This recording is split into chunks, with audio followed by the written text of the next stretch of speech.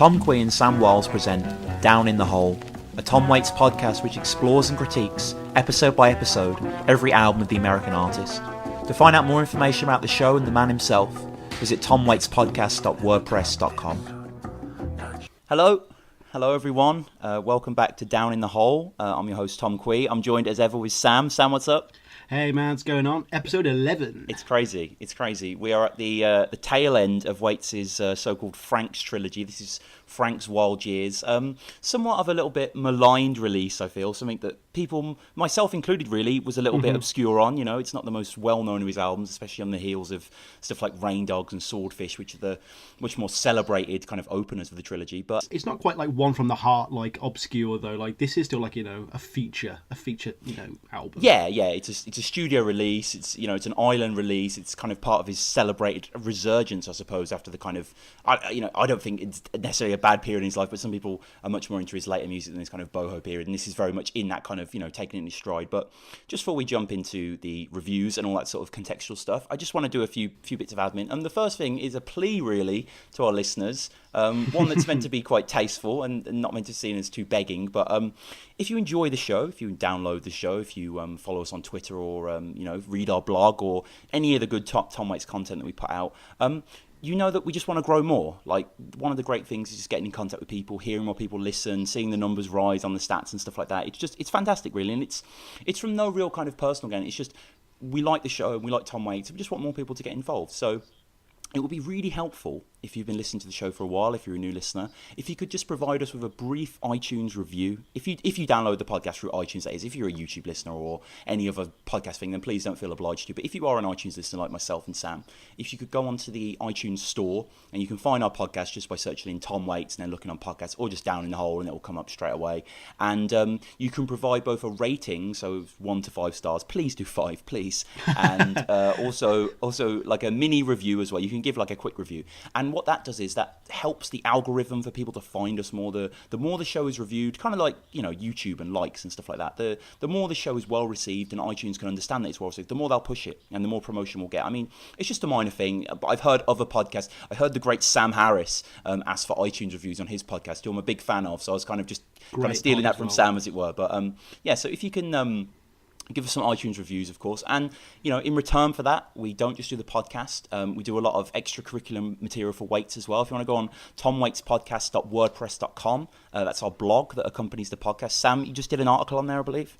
Yeah, I did the top Tom Waits tracks that aren't on Big Time. I believe it was 12. It was really fun doing, actually. We've had quite a lot of positive response to it, actually. The top live tracks, loads of views, and just it's one of those ones where obviously I'm not going to have everyone's favourite on there, but it's also just nice to hear what things I missed out, and I may even have to do a sequel to it. I don't know. Yeah, there are just so many great live Tom Waits renditions that it's kind of doing 12 is impossible. But I think the selection is really good, and there was a few that I hadn't seen on it. There's a rendition you put on there of "Take It With Me."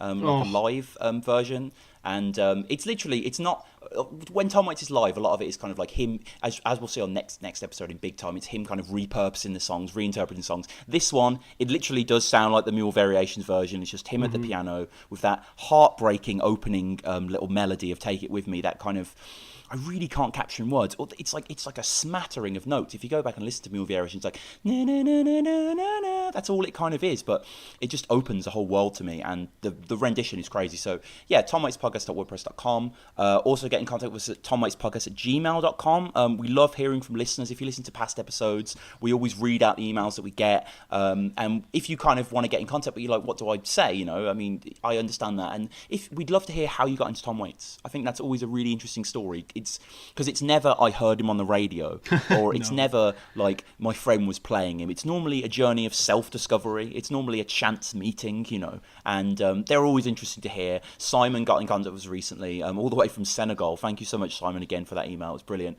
Listen to the previous episode if you want to hear it. But yeah, and finally, just where we get this self-promotion out of the way, at @TomWaitsPodcast is our Twitter as well. I run that, and I've got to say I have an absolute ball running that because I just, it's all Tom Waits material all the time. Images, pictures, videos, GIFs, maybe articles that you might have missed, articles that we've done, articles written by other people. I've recently been going on this website called The Quietus, and one of their music reviewers, I forget his name now, did a recap quite a few years ago on all the Franks albums, doing kind of like a looking back 20 years later on kind of their reception and his own opinions on the songs. They're really worth reading. We shared those on the Twitter as well.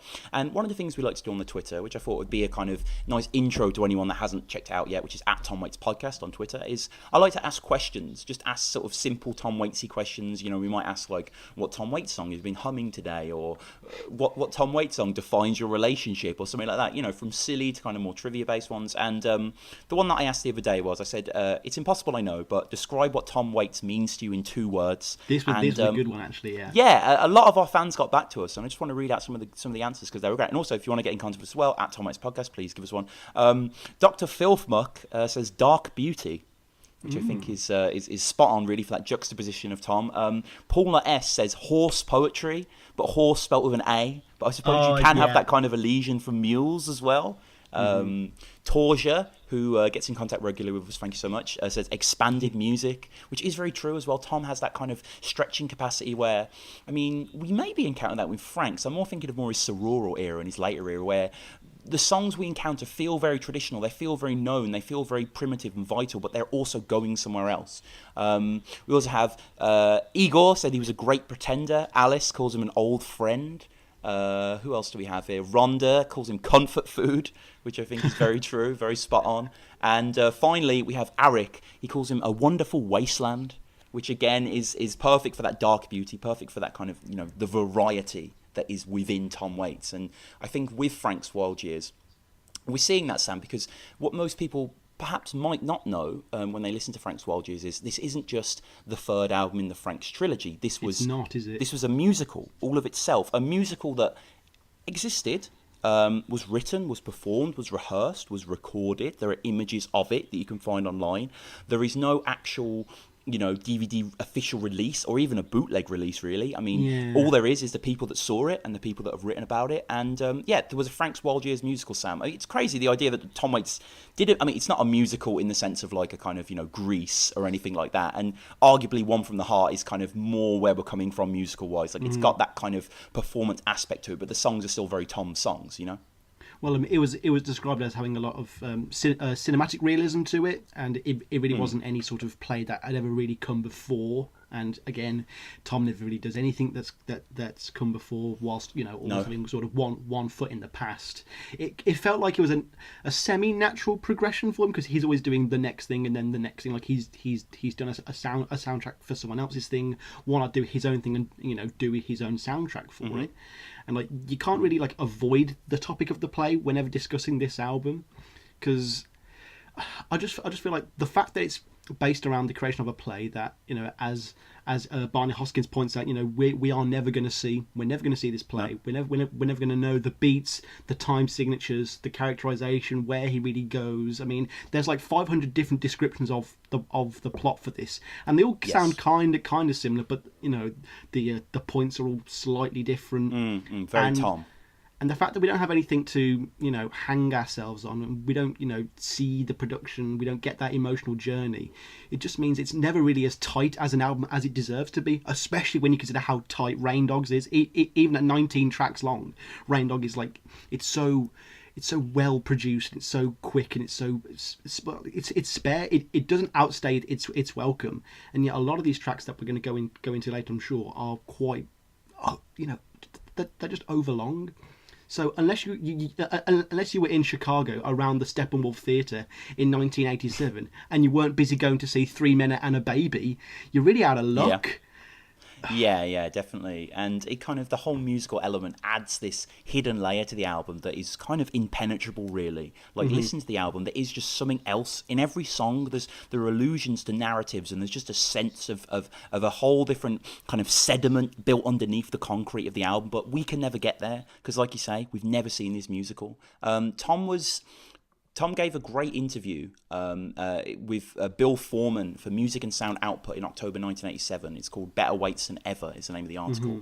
And he gives quite an interesting description of the musical itself and the plot, which I found very helpful when I was listening to the album itself and was keeping that in mind. He says, quote, "It opens on a park bench with a guy who is having a going out of business sale for his life, and he lays down on the bench and it's 30 below in East St. Louis and he kind of dreams his way back home, and that's where he lives everything that's happened. So it's kind of putting the end of your life and the beginning of your life second. It's really a simple story of a guy who is very near suicide, who's been allowed to kind of walk back through his life before he goes under, and he has a chance to turn the ship round, set a new course for himself. That's really all it is about. It just represents someone who decided to make a change in their life, and in order to do that, you have to cut some of the strings that are holding you there. That's all. And then he comes back looking for some answers because the road that led him down there was very dark. It was a very dark path. So he came back home to kind of purge himself and confess and look for some reasons to keep going. It's like going through your past looking for answers." That sounds so reminiscent of the song that started all of this off. Obviously, the eponymous Frank Wild Years from Swordfish Trombones. It's kind of clear that there was no real story in the Swordfish Trombones album per se, and it's kind of just grown out from Rain Dogs, and now it's come on to this. The story, we're never really going to know all those little bits that is on about, who he meets along the way and what, why he's forced to come back and what eventually turns him. But we know that this is going to be a play about making it to the big time. It's going to be about dreams and leaving your past behind, and the glorification of making it big in America and going to the big city, and disillusionment and insanity and addiction and women. But again, we just don't have that really solid coat hook to really hang any of this off. No, and it's much easier, I find, because we don't have the characters of the musical. It's much easier to see this as very biographical, which is an easy thing to do when you're analysing music. But there's a quote in that thing that I just spoke about, that interview that he had with Bill Foreman, that really stuck with me. That Tom could just literally be talking about himself when he says it just represents someone who decided to make a change in their life, and in order to do that, you have to cut some of the strings that are holding you there. Because I mean, with Tom, and with arguably, it's a trilogy, but the whole trilogy as a whole, all three of those albums represent a kind of a mission statement for Tom that he will keep quoting from throughout the rest of his life. And that's what kind of the Frank's trilogy is. It's him cutting all the strings of who he was when he was back with Asylum, Bones How, and I Wish I Was in New York, and Save All My Loving for You, New Orleans, sorry, and all those sort of songs, and just kind of you wouldn't have any of this on there, no. No. And I found quite a few good quotes, actually, because William Schimmel, who we've spoken about before, he's the accordion player that you hear on a lot of these albums, probably most famously on Rain Dogs, at the start of the song Rain Dogs. He gives an absolutely brilliant performance. He said he's interviewed in 2007 about the musical itself, and he said, quote, "We had an elaborate rehearsal process for about 6 weeks, working it out together in a workshop situation. We were doing the whole Brechtian thing," that's Bertolt Brecht, and then breaking into the Vegas thing as well. We had to be ready to do 15 bars of something that could have been right out of Vegas. She, in reference to Kathleen, was around a lot during the rehearsals when it was on its feet. A lot of those words were her words, and she wanted to make sure that they were mounted properly. And then Bill gets more into the performance aspect. He's interviewed later, and he says, "In many ways, we're very unlikely rock stars. None of us look like rock stars, and none of us acted like rock stars. But all of a sudden, we're in this band and sort of becoming rock stars." Waits was very inspirational throughout the rehearsals. When the band had worked up and taped an arrangement, Greg Cohen would hand a cassette to Waits, who'd come in after rehearsing with the actors. Concerned that the music might stagnate through nightly repetition, Waits urged the musicians to make deliberate mistakes. He'd want more funny notes, and he'd want tricky little train wrecks in the textures, which is a great little phrase. If we were getting a little too tight, he would be a little bit too wary about that. He always wanted a bit of rub in everything, and when we got that right, he seemed to be relatively satisfied. Well, it's funny you should say that, because when it actually came to recording the album, that obviously we'll get onto momentarily, Waits would insist that a lot of the performers and musicians would swap instruments, and they'd play things that are not their instrument of choice, and that really does add to that sort of ragtag, unrehearsed band that Tom just seems to love. Even though in a lot of his earlier performances, even like Nighthawks at the Diner, it does feel tight, but it's mostly he who's the sort of the loose cannon edge, and it's nice to see that he's incorporating that into his entire sound. Tom says that he actually wrote most of the songs before the play, and then they were changed to accommodate the play. Sometimes you just have to Yeah, he's. I like this quote. It says sometimes you have to cut the hand to fit the sleeve. But as Hoskins points out, like a lot of the songs on the album like, don't even seem like they would be in the play, especially Telephone Call from Istanbul. Yeah. I don't know where that would fit in a play about Vegas and New York and the Great America, but oh well. Tom, it isn't a surprise that he's done a musical, as we spoke about with things like Singapore on the last album. It had that very sort of jaunty musical sea shanty type feel to it. And there's a great quote from Tom in GQ where he's just talking about the entire practice of musical theatre, and he says, "I hate musical theatre. White people standing on stage and singing about cornfields and covered wagons. I hate it. We call this Me too, Tom. we call this un operacci romantico." Yeah. That's just something Kathleen and I came up with, but it's not like I'm studying opera or anything. It's just one of those demented little adaptations, things that I've seen and heard and remembered. Actually, what I most like about old recordings of opera is the scratches as much as the music. Obviously, scratches will become very apparent on the last track of this album, but it's nice to know that Tom's not trying to make a classic musical in the sense. It does sound very weird and strange, like yes. Brian Case in a Time Out is just trying to like describe what he saw on the stage when he went to one of the shows. He says there was the petrol pump from Edward Hopper's Gas, half a Buick and a grainy painted highway perspective like a photo from Robert Frank, a street lamp, an overstuffed armchair besides a Sunfront radio. All of Tom Waits' shows in recent years have reached out and tentatively beyond the Mission Hall, beyond piano and vocals of his Ronnie Scott residency over a decade ago. To stage the snapshot of loser America that jolts through the lyrics, they now have a tuba, trombone, banjo and accordion, and an MC on the order of Pee Wee Marquette with a pencil-thin mustache and a Mexican accent. This is, the Frank look that we'll get to obviously in big time. I'm not a big fan of the Frank look really. It's a little bit, to say it's too theatrical is obviously just totally missing the point completely, because Tom is nothing but theatricality. But this does sound pretty the fact that we can't see it is so annoying. I bet it was great. It is annoying. I bet it was great, yeah. And I managed to get a few reviews, actually, of what people have said about it. And it's quite interesting. Like, whenever I think of Frank's Volgiers being staged, I always think of... have you seen Synecdoche in New York? But the Charlie Kaufman film with Philip Seymour. I saw the first half and I got scared, man. I got scared. Okay, I didn't know what was going on. It's an amazing film, and at the start he's staging Death of a Salesman uniquely with young actors rather than older actors, and just the way Seymour is a director and the way he's kind of getting people on stage just reminded me of that. But anyway, J.S. Jacobs, who wrote a book about Tom Waits actually called Tom Waits' Wild Years, which I haven't read. I do need to get my hands on that. He stated in 2000 that, quote, "The play remained in a state of flux. They tinkered with it constantly, even during its run. The reviews were decent, but there were no raves." And Tom himself, looking back on the play, said, "Well, people said a lot of things. A review essentially is just one man's opinion, someone who came to the show and either liked it or didn't like it. That's all. So I don't know what to say, except that you don't really rise or fall on the opinion of a critic. I think you have to put it all in the same hat, You don't do it for them, and you don't allow them to discourage you one way or another." And then he would pick up on this thread a year later, and he said, "I just didn't have the time to do the work that the play would have needed.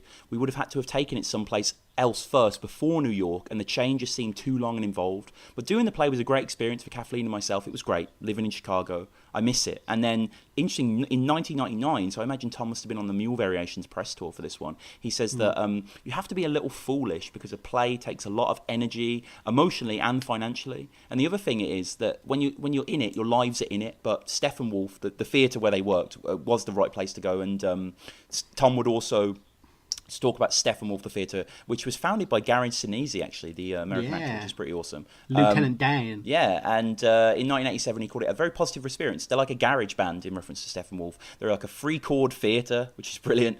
Turn it up loud and see what happens. And so yeah, that was it. And then there's one final thing that I found as well, where this is on the set of the Blow Wind Blow video, and the director is talking about it, and he says that Frank's Wild Years is not merely an album. Frank's Wild Years is also a play, a stage production. Frank's Wild Years is two mints in one. which, you know, he says, like, Tom is Frank, as it were, or perhaps he isn't, but in any case, he's a ventriloquist. He casts his voice into the rest of the cast. And Tom was asked, actually, in 1987, he says, the interviewer says, your father's name is Frank, was that a coincidence? And Tom says, my dad asked me the same thing. Well, Frank did have his wild years, but this is not verbatim. My dad's from Texas. His name is actually Jesse Frank. He's named after Jesse and Frank James. When you come to California in the 40s, it was a lot hipper to be named Frankie after Frank Sinatra than to go with Jesse. They think you're not from the Dust Bowl. And so Tom is just kind of like wrapping up there. He's kind of like maybe snuffing out any maybe sparks of biography that could possibly be in here, but it's more about the music, Sam. And I think the musical itself is interesting, and as diehard Tom Waits fans as we are, the idea that he did this and it came out, and again, we're never going to see it, as we keep saying, it's absolute tease. But an album came out of it, and for that we should be grateful. I am grateful, and it is interesting just to see how it, like, not just the elements of his play acting is coming through here as well. Like by this time, obviously he's in Ironweed. He's done Down by Law, so like, you know, he is becoming, you know, quite a substantial actor now. And for all these episodes that we do, there's normally like sort of one source that's the kind of the key text, that kind of where Tom talks about the album in its entirety. And for this one, it's from the set of Ironweed in 1987, which is the Frank Wild Years tour book.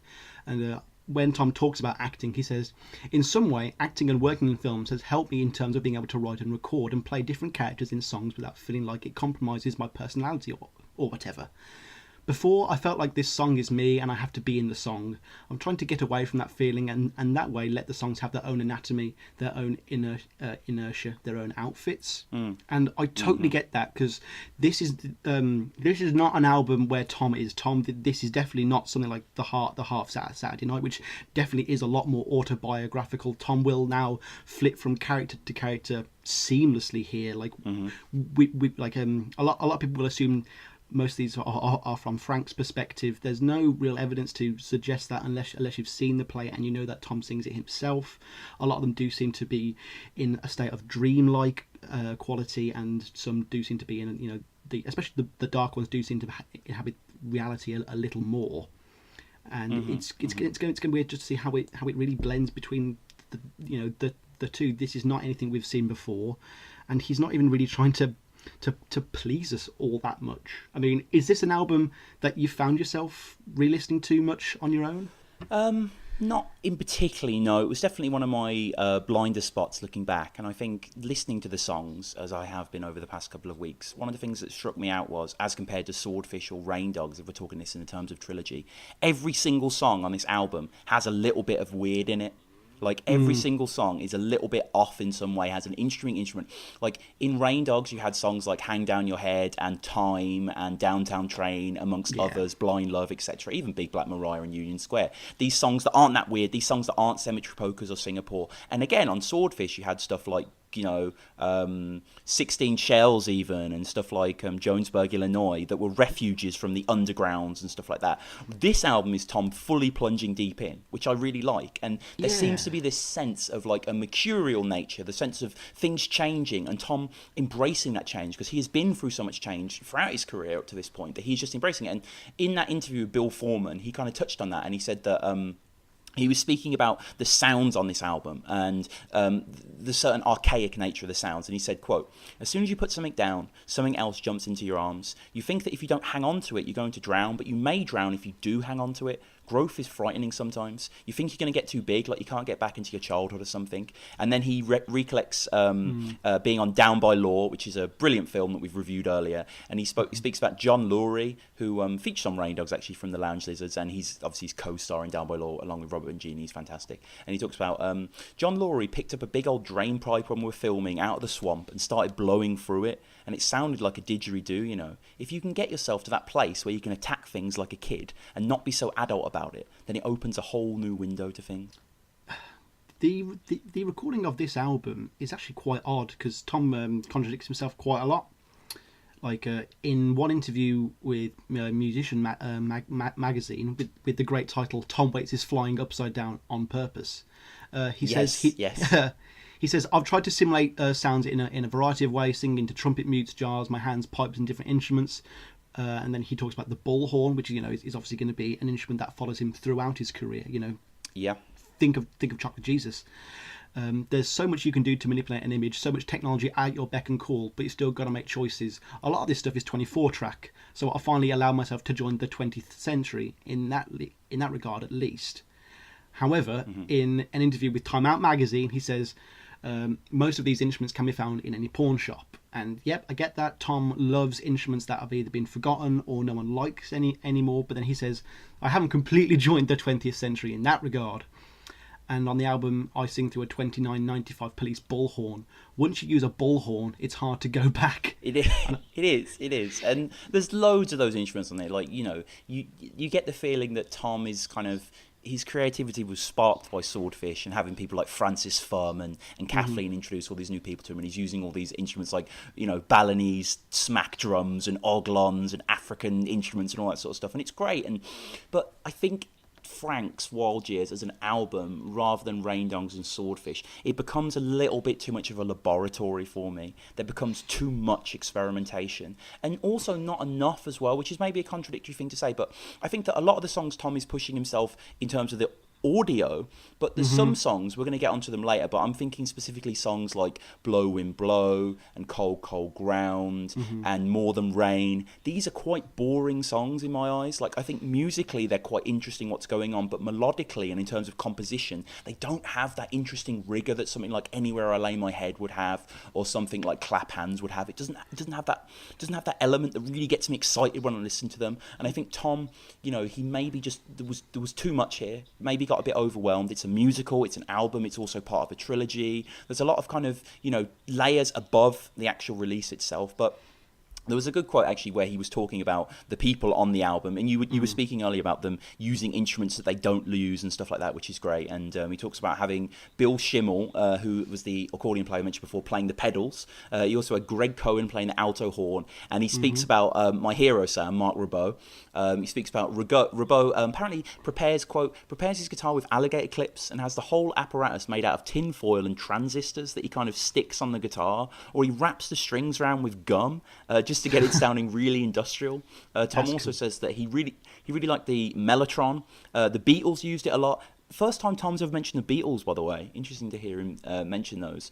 He also touches on Beefheart as well. He talks about Mellotrons being really old. They don't make them anymore, and a lot of them pick up radio stations and old like CB calls and television and airline transmitting conversations, and they're really very hard to work with in the studio because they're so unsophisticated electronically. So it's almost like a wireless or a crystal set, and that's the kind of exciting thing and the kind of dull thing about Frank's Wild Years. Sometimes, as we mentioned before in Rain Dogs, like experimentation can become a little predictable, and maybe in Frank's Wild Years there just aren't the songs to legitimize his adventuring. Well, just in case if anyone's wondering what song a Mellotron's kind of classic on, if you listen to Lucy in the Sky with Diamonds, that's Mellotron. It's funny you should mention Beefheart as well, because I'm starting to feel quite sorry for Mark Ribot at this point in his career, because it doesn't seem like Tom's ever going to give him a full break, because once again Mark Ribot's going to appear on this album with another guitarist that is really close to Waits' heart. He'll be with Maurice Tepper, the guitarist from Captain Beefheart and his band. Though, I mean, Ribot is still a great force on this album. Like, again, no points to anyone who can guess which songs he appears on. He has a very immediately distinctive sound, and it's always a pleasure. And he's not even just limited to electric guitar on this album either, which I was very surprised with. No, and I think he definitely has one of his all-time best moments on this album as well, which I won't spoil. But I reckon I can guess as to which one you're going to. Yeah. His little solo on a certain song is terrific. I actually can't get enough of that.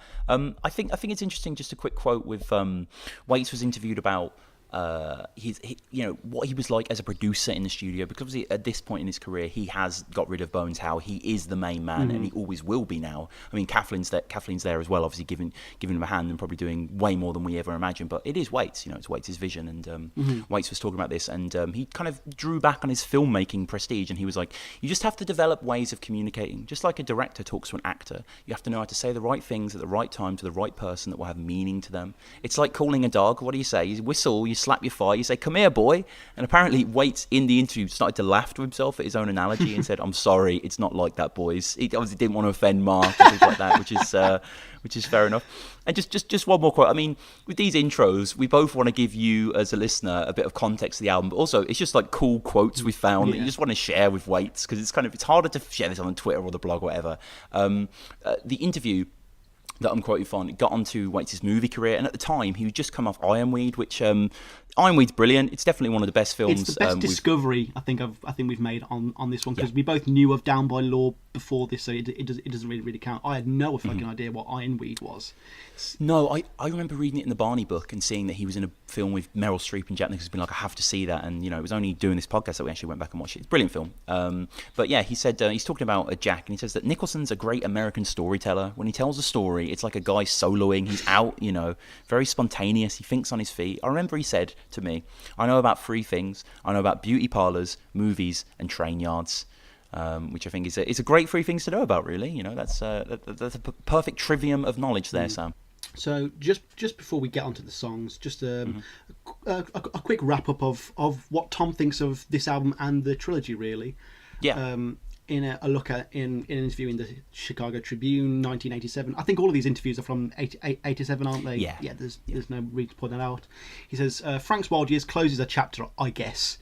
Somehow, Swordfish Trombones, Rain Dogs, and Frank's Wild Years seem to go together. Frank took off in Swordfish, he had a good time in Rain Dogs, and now he's all grown up in Frank's Wild Years. The next album probably will be different. In some ways, acting and working in films has helped me in terms of being able to write and record and play different characters. So, I don't think Tom even officially makes this trilogy his own thing. It's almost something that's forced upon him, really. Like it's something that other people have seen. It is the most obvious of these sort of phases. It is the shortest as well. Yeah, the actual I made a playlist recently just called the Frank's Trilogy of just all three albums, and I kind of shuffle them together and sort of see what happens, and looking for motifs and resonances. And the whole trilogy is 2 hours and 32 minutes long.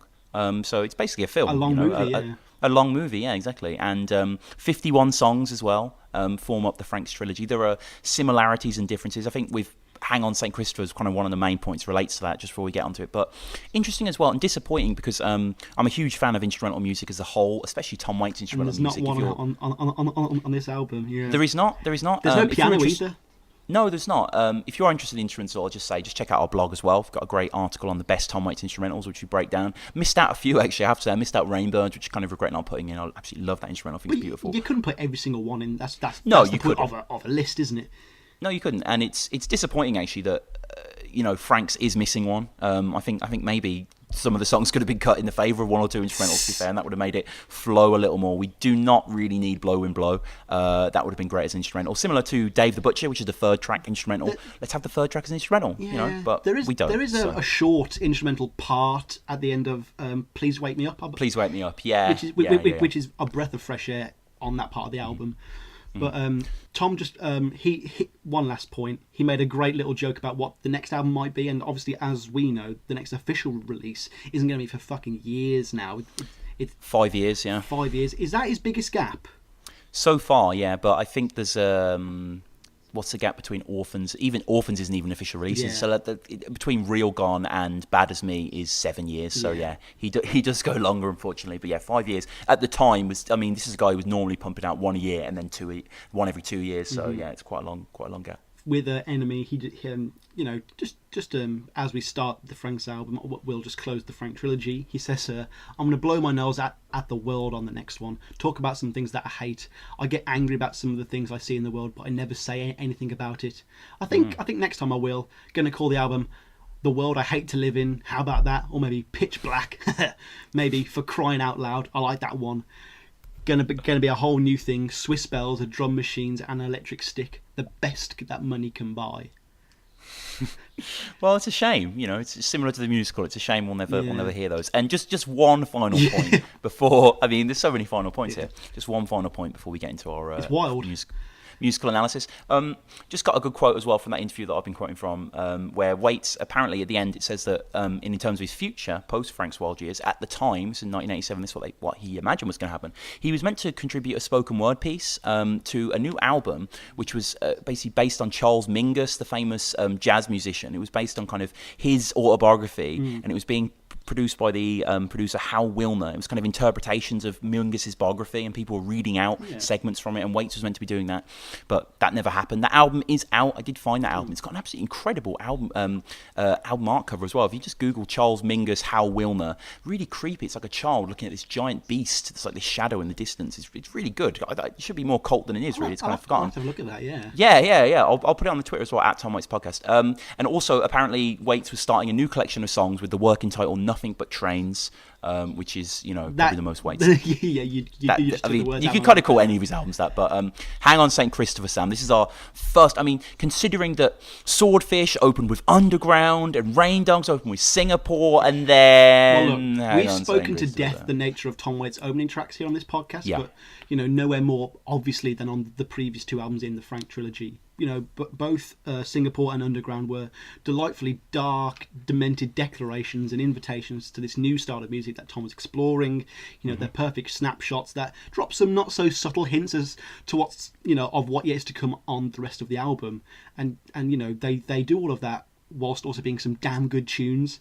However, with Hang On St. Christopher, we don't really get any of that, do we? No, it's fun. It's a nice blues drive. We're in Gun Street Girl territory. We're in 16 Shells. Dare I even say it? We're in $29 territory. It's very Heart Attack and Vine album-esque, definitely. It is. This wouldn't look out of place on Heart Attack and Vine. You got that opening na na na. That kind of, it's a nice kind of horn grab, and that lovely bass, that deep in a fucking frog's throat, that dum dum dum dum. It's like a heartbeat. It's a beautiful bass. Rebo. I love Rebo. I don't think Rebo's great on this. I think he almost becomes a parody of himself on this song. There's loads of notes, there's loads of shapes, but it's not got that Singapore nature to it. And obviously Rebo isn't the guitar player on Underground, that's Fred Tackett, but they kind of got the similar DNA and seem to have influenced each other, definitely. Rebo definitely took on that torch. And I think Fred Tackett plays live guitar on Big Time. So, these were in the kind of world of Waits. Just, there's nothing too much about this song that I love. I think the title's brilliant. I think the title's such a great kind of kind of title. It's kind of like a message of reassurance to a mythical figure. It's brilliant, but it's just the song winds around itself. It's kind of got a nice trundling to it, but it's definitely not something I'm going to put on because it's a little predictable. It's a shuffle. It's obviously not going to be anyone's favourite song of the album. It is a bit of a dirty switcheroo in terms of what you think is going to come on the rest of the album, because nothing else on the rest of the album actually sounds like this at all. No. It could almost be something that you could almost say this could be something Frank was listening to on the radio before he left. I think other than Temptation, this is definitely the most mainstream song as well. Yeah. This is kind of that's a bit more fast. It's got a bit more aggression. It is the first of the trilogy within the trilogy on this album, where the first three songs on this album are all about escaping and getting away, and then and that even carries through onto songs like I'll Be Gone. Yeah, I love the lyric "Kick me out of my body and throw me out into the fog."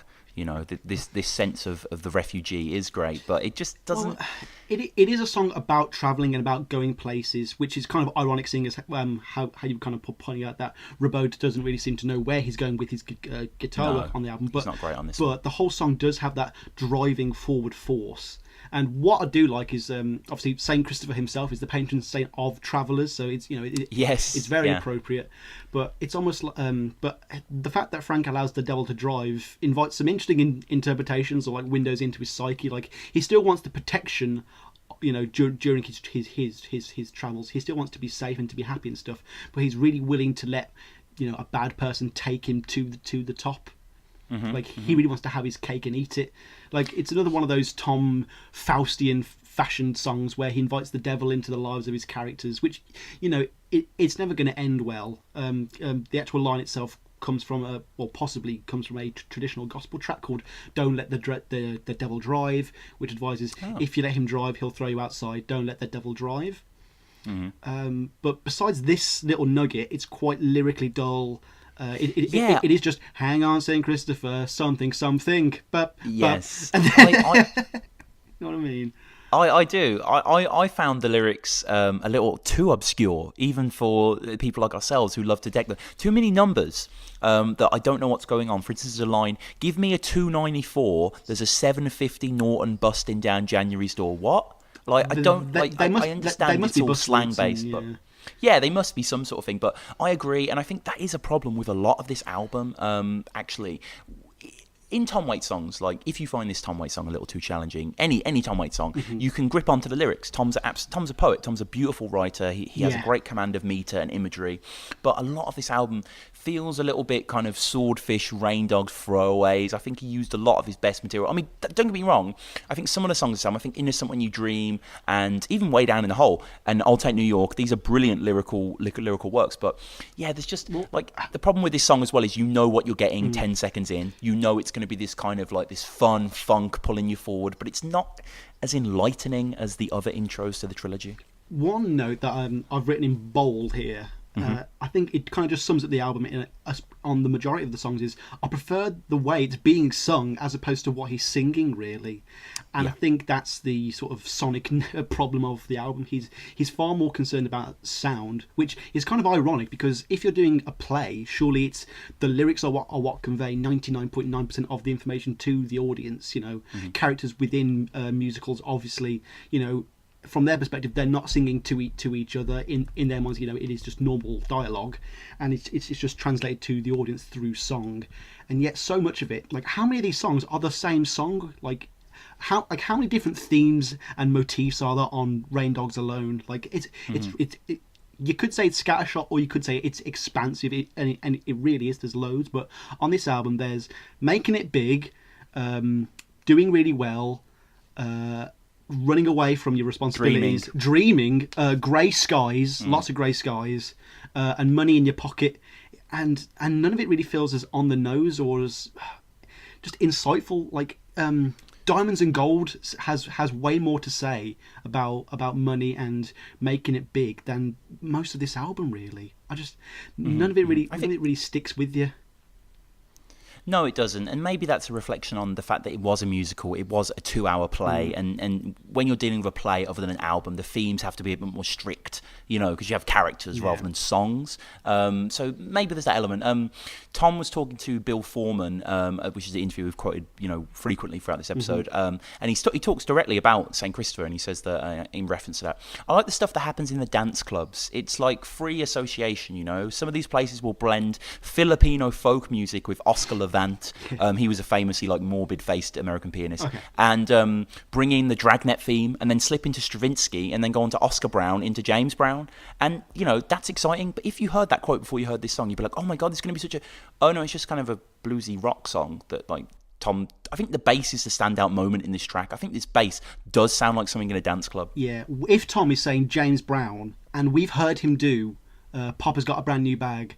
That was fucking fantastic. This is not mutant James Brown here. This is very much just a run-of-the-mill Tom R&B blues runaway song, really. Like it reminds me of a much better opening track, Chicago from Bad As Me, which we've mentioned before, which is far superior to this. It has that real just energy behind it, like it's like Frank's getting away in a lazy fashion. And something that's going to appear on quite a few of these songs, like especially because, like, you know, we're not the nicest reviewers. We do, if we see things that we don't like, you know, we point it out. You know, we're not just going to suck Tom off just because. No. And since we know this, it just means we can't really get behind him, and we know he's not really giving it his all. It's like, come on, Tom, like. I'll give you a B for your outcome, but your effort at this one's a little low. The energy's a little low, and like weirdly, when you, if I'm to describe what I want from a Tom Waits song, it's to hear his voice. You know, ever since we first heard Tom Trabot's blues, you know, we're like, wow, what is this new instrument he's got? This voice, I want to hear this all the time. And now he seems to be pulling back. He's got this sort of like claustrophobic kind of small sound that, is in real contrast to anything in both noise and size to anything he's done on his previous albums. He claimed that he wanted to, on this track in particular, to have his voice sound like it sounded at the bottom of a pool, which I'm not sure is one of his best moves. I do like the bullhorn. I do feel that if he'd have found a bullhorn before, that he would have definitely used it on something like Step Right Up. Yes. There's one nice little quote from the same magazine, Tom Waits Flying Upside Down on Purpose. He's just talking about the instruments. I just hate the way that most equipment and instruments look on stage, the wires and that. These necessary utility items that make me feel like I'm in an emergency ward. I want to take the Leslie bass pedals and raise them up to the kitchen table so you can play them with your fists, which is what we did in the studio on Hang On St. Christopher.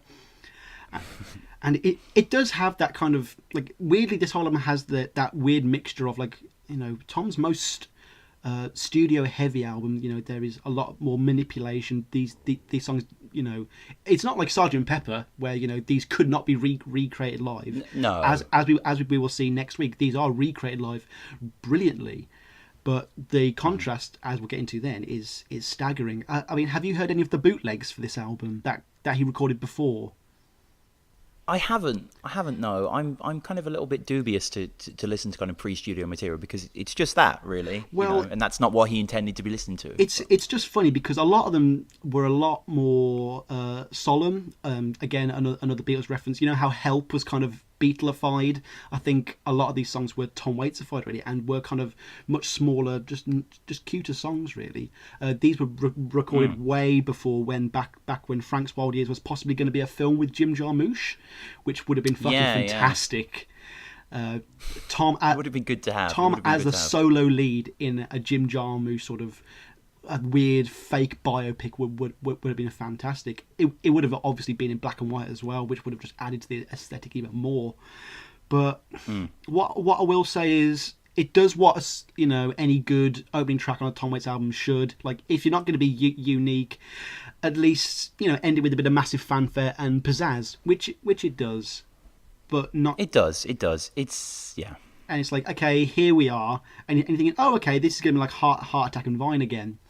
And then straight from the second song, you realise, okay, we are not in the same territory at all. Tom, talk to me about Straight to the Top, Rumba. Straight to the Top. Rumba. I really want to like this song. I think the thing that I like most about this song is the fact that Tom did another version of this song on the same album as we'll get to, the 12th track. This is obviously the second track, Straight to the Top, Vegas. And the fact that he used exactly the same lyrics and just rebuilt the song in a different genre, that's absolutely fascinating to me. I've always wanted it to be like a really high budget game show where they give a movie script to 5 different famous directors and they all go off and make their own film and then come back and we see how different it is, even though the script's the same. And that's really interesting to see that there's a rumba version and a Vegas version. Problem is that both versions are pretty boring, really. Like, I have found myself singing like, I'm going straight to the top. Like, I don't think Tom is really giving his all again, like you were saying like earlier. Like, his voice really isn't there. I like the use of the to the top metaphor, both going to the top of the world. And he talks about where the birds are, where the air is clean. That's funny. That's witty. The air is clean is a lovely image, actually. I love that. Yeah, and you have the sax roll, the distant organ, and if you were to just listen to an instrumental of this track, you couldn't pinpoint where the chorus comes in, where he starts singing, I'm going straight to the top. It's Tom's voice that is constructing the structure of this song, and that's fascinating in and of itself. But the problem is, there's just too much here, but nothing here. If you know what I mean, there's just not really a heart and soul there, really, and. The chorus comes up and it's kind of it's there, like I'm saying, and there's that bell as well, that kind of like This sounds like it's in like an industrial facility, like a warning alarm, which is quite interesting to hear. Like, we hear in I'll Be Gone like quite a lot of sounds as well that come out there, and there are those moments there, but unless we're right at the end of the song where he's like, where the air is, where the air, like, that's nice to hear him singing that, and he seems to be gasping for air and reflecting the kind of sense of constriction in the song. But as a number, this rumba, it ain't my favourite. It's not my favourite. Again, I think 2 songs deep into this album, and I don't think we hit a good song for a little while yet. And it's just, we know how incredible this guy can be. We know the genius that he's capable of prior, and he's gonna write hundreds of great songs since this. But this feels more of an experiment. And you kind of like, it's almost like having the Vegas song legitimizes having the rumba. Yeah. But if you just had this as a song, I don't know whether I would actually count it as anything worthwhile. Well, let's just get one thing out of the way. There's obviously another pair of songs, Innocent When You Dream. Both versions of those are better than both versions of this song. I do. Oh, totally, yeah. Yeah, you know, this does feel like, I mean, one of the things like the narrative almost runs differently to where the songs are going. You know, both the percussion and the bass in this are very primal, and they have that pump and that dirtiness that, you know, it drives the song in the same way that Frank is being driven straight towards his goal. But then it's like there's this you would have thought that this song wouldn't need any of his kind of classic dissonance and anti-music, but it is there, and the whole song is just a little muddled. It's all over the place. Like, unlike Frank, the song doesn't know where it's going, and it just makes me wonder: are there just some stars that just don't meld with Waits at all? I don't know. It feels almost like a parodic, stripped down version of a Frank Sinatra song, whereas like obviously the sister song to this is much more of an adoption of that rather than taking the mick. I do like this song lyrically on some level. I do like how it gives us a window into Frank's mind. It's a very self-centered track. There's about 500 different versions of I or I'm going straight to the top. You know, and you know, this is, you know, a bit of a callback to the fact that he's burnt down everything and everyone else in his old life. So, you know, he's only focusing on him, which is also funny because, you know, lyrically it's the exact, you know, it's the antithesis of Tom's own real life aspirations. You know, and you know, especially when it says, "If you know me, you know what I mean." We do know Tom, and we know that he's not like this, or maybe he's just, you know, hinting at his ongoing uncooperation with the media and interviewers. We also get a little bit in the middle, the kind of the diegetic sounds that Frank is kind of imagining of Vegas, kind of like that. Yeah. It's very reminiscent of things he was doing on From the Heart, which was ironically set in Vegas as well. But it does just seem that whenever Tom seems to go over the border into Vegas, he can't help but get a little schlocky and a bit cheesy. Yeah. And I think he knows that. What I do like is that audio is introduced, and the best bit of the song, which is when the saxophonist Ralph Carney blows two saxes simultaneously, and it's a real like and like you're like, whoa, okay, and like, to me that's a film cue that would cut to a montage of what Frank would imagine in the towns. Like you really feel the hustle and bustle, and you can practically hear the neon lights during that segment. Yes, there's lots of static, isn't there? There's like a low down sort of train roar almost with Carney. It's the sounds are incredible. Like I was saying before, like the laboratory aesthetic of this album is incredible. Tom has set out to do a kind of dirty rumba about Vegas, and he's succeeded. But the problem is the song itself, just because it has that twin lying later in the album, it just kind of takes it away from me. This song just feels like one half of the whole. It's not like it's a reprise, which obviously would make a lot of sense in a play, but it is two distinctly different tracks, and maybe perhaps in the play it was more of a reprise, and it would make more sense.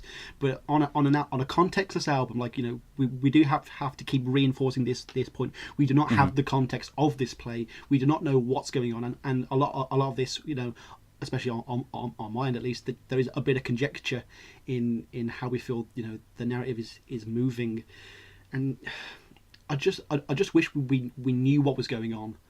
I do, and I think finally, just like you say, lyrically the song's quite fun. I really like "I'm Wild and Free," just like a champagne bubble, pop, pop, pop, which you kind of lose in the murkiness of the song, like because da da da da da da, like the kind of the melodic pop, rhythms. No, it's very dirty, it's very dingy. But I think we should maybe climb out of this, get some fresh air, and blow, Sam. From the set of Ironweed, Tom has a lovely little quote about this one. A little opera line there, got a little carnival thing in it, glockenspiel, pump organ. I used the bullhorn on that one as well. And the interviewer notes that this is the third song that has that get out of town feel. And Tom says, yes, these three songs are a guy rearing up on his departure. But what I like about this one is it's a bit more solemn. It's a bit lower. It's a bit slower, and it has that kind of blissful melancholy. That's a bit of a a realist cure for those over the top declarations of grandeur in the past song. Like that's more Frank's fantasy. This is more Frank's reality. He has to just admit that there isn't much he can do now, and he just does have to let the wind blow. Yeah, it's just, I mean, we see here the predecessor to later great songs like Shiny Things and Chocolate Jesus, the idea of the lead banjo, yes. Pulling the melody, kind of throwing out a rope. If you've seen Hateful Eight, imagine the banjo is kind of like that rope to the outhouse. It's kind of like, it's allowing Tom to pull himself along on this song. Many problems with these tracks. First problem is, it's too slow, and that's not to say that Tom Waits songs can't be slow, but it's got this lethargic pace to it, and it's quite a long one as well, which doesn't add to it. Lyrically, really nonsensical and uninteresting.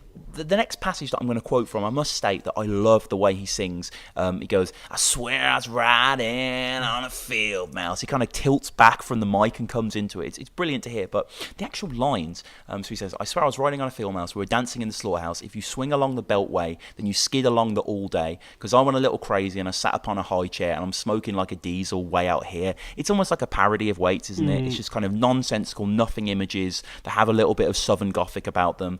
I think he's on autopilot in this track as well, and I don't want to keep throwing shade on Waits because he's my hero and Rain Dogs and Swordfish is so good, but I can't say that the opening trio to this album is any good at all. Like, this song does have me quite torn because despite the fact that yes, it's a little tedious in spots and it has that droning sound and even steers to becoming a little too clusterfucky with its instrumentation. Like you're not really sure what you're supposed to be focusing on. I still kind of like it. This is a song that I do find myself listening to quite a few times. It's on a Spotify playlist of mine. It's from the moment you hear that little glockenspiel or xylophone playing, it just has that sort of appealing childlike quality that I think is very pervasive in the character of Frank. He does seem to be quite immature in that he's very just overly hopeful that things are going to turn out all right, especially when we get into some of the later tracks. What is good is Tom's bullhorn vocals are used to a much greater effect than in the opening track. It really does convey that defeated sound, like that. He conveys such powerlessness and that hollow, tired voice that he just it just conveys how he's just totally just lost. And it is one of the first songs where he switches voice mid-song as well, which I did like. Obviously, you just mentioned that when he's riding upon a field mouse dancing in the slaughterhouse. It's are these the two different sides of Frank? Are these two different people? Is he talking to someone? Again, it leads to a lot of interesting interpretations of the song. Yeah, and just I mean, if you want to get really kind of pretentious with it, the title "Blow Wind Blow" is a symmetrical thing, isn't it? It's blow and then wind and then blow on either side of wind, and you have this kind of duality there because you do have the two voices there, which is interesting. And I also really like the shapes at the end, the do do do do do do do do do do do. That kind of descending, scalar kind of modular stuff is really nice as well, but it's a little too repetitive for me, Sam. I gotta be honest. It's not. I think he just, as I said with Shiny Things and Chocolate Jesus, this kind of song is something that he can just pull off with much more aplomb, with a bit more experience. One thing that you may have to take into consideration when listening to this album with all the songs is a lot of the things that you might not like about it are more likely than not like directly choices that Waits chose himself. He talks about how he hates accidents unless they're in the studio, and then he'll utilize them later. But then it's always his precision vision, and if he is trying to create that disorientated sense, through the anti-melody, that Frank is kind of confused and he doesn't really know where he's going, and reinforcing that dream-like quality that the early phase of this album has, then he does kind of achieve that, the innocence of the glockenspiel and that fairground feel. It's not a nice fairground, it's more akin to something like Todd Browning's Freaks, but I do think it aims to be what it wants to be, but perhaps that's just not what we wanted from an album. Again, perhaps it worked a lot better in the play. Yes, yeah, exactly. And I mean, I don't have too much to say on this song, to be honest. It just didn't really inspire me that much. So I think just a little, be a good opportunity, just a little quote as well from Tom of an interview at the time when he was with The Enemy from Sean O'Hagan. This is in 1987, and Sean asks him quite bluntly, actually. I think this is why the interview is really good. You should definitely seek it out. It's quite a long interview, and Sean kind of doesn't. He asks him a little bit about Franks and seems to understand that he's not going to get any interesting answers. So he just asks him bluntly. He says, "Describe Tom Waits' music," and Tom says, "Musical for the electric chair. Musical for the criminally insane, harmless music. I don't know. It's kind of like Tabasco. You can use it on fish, fowl, or poultry.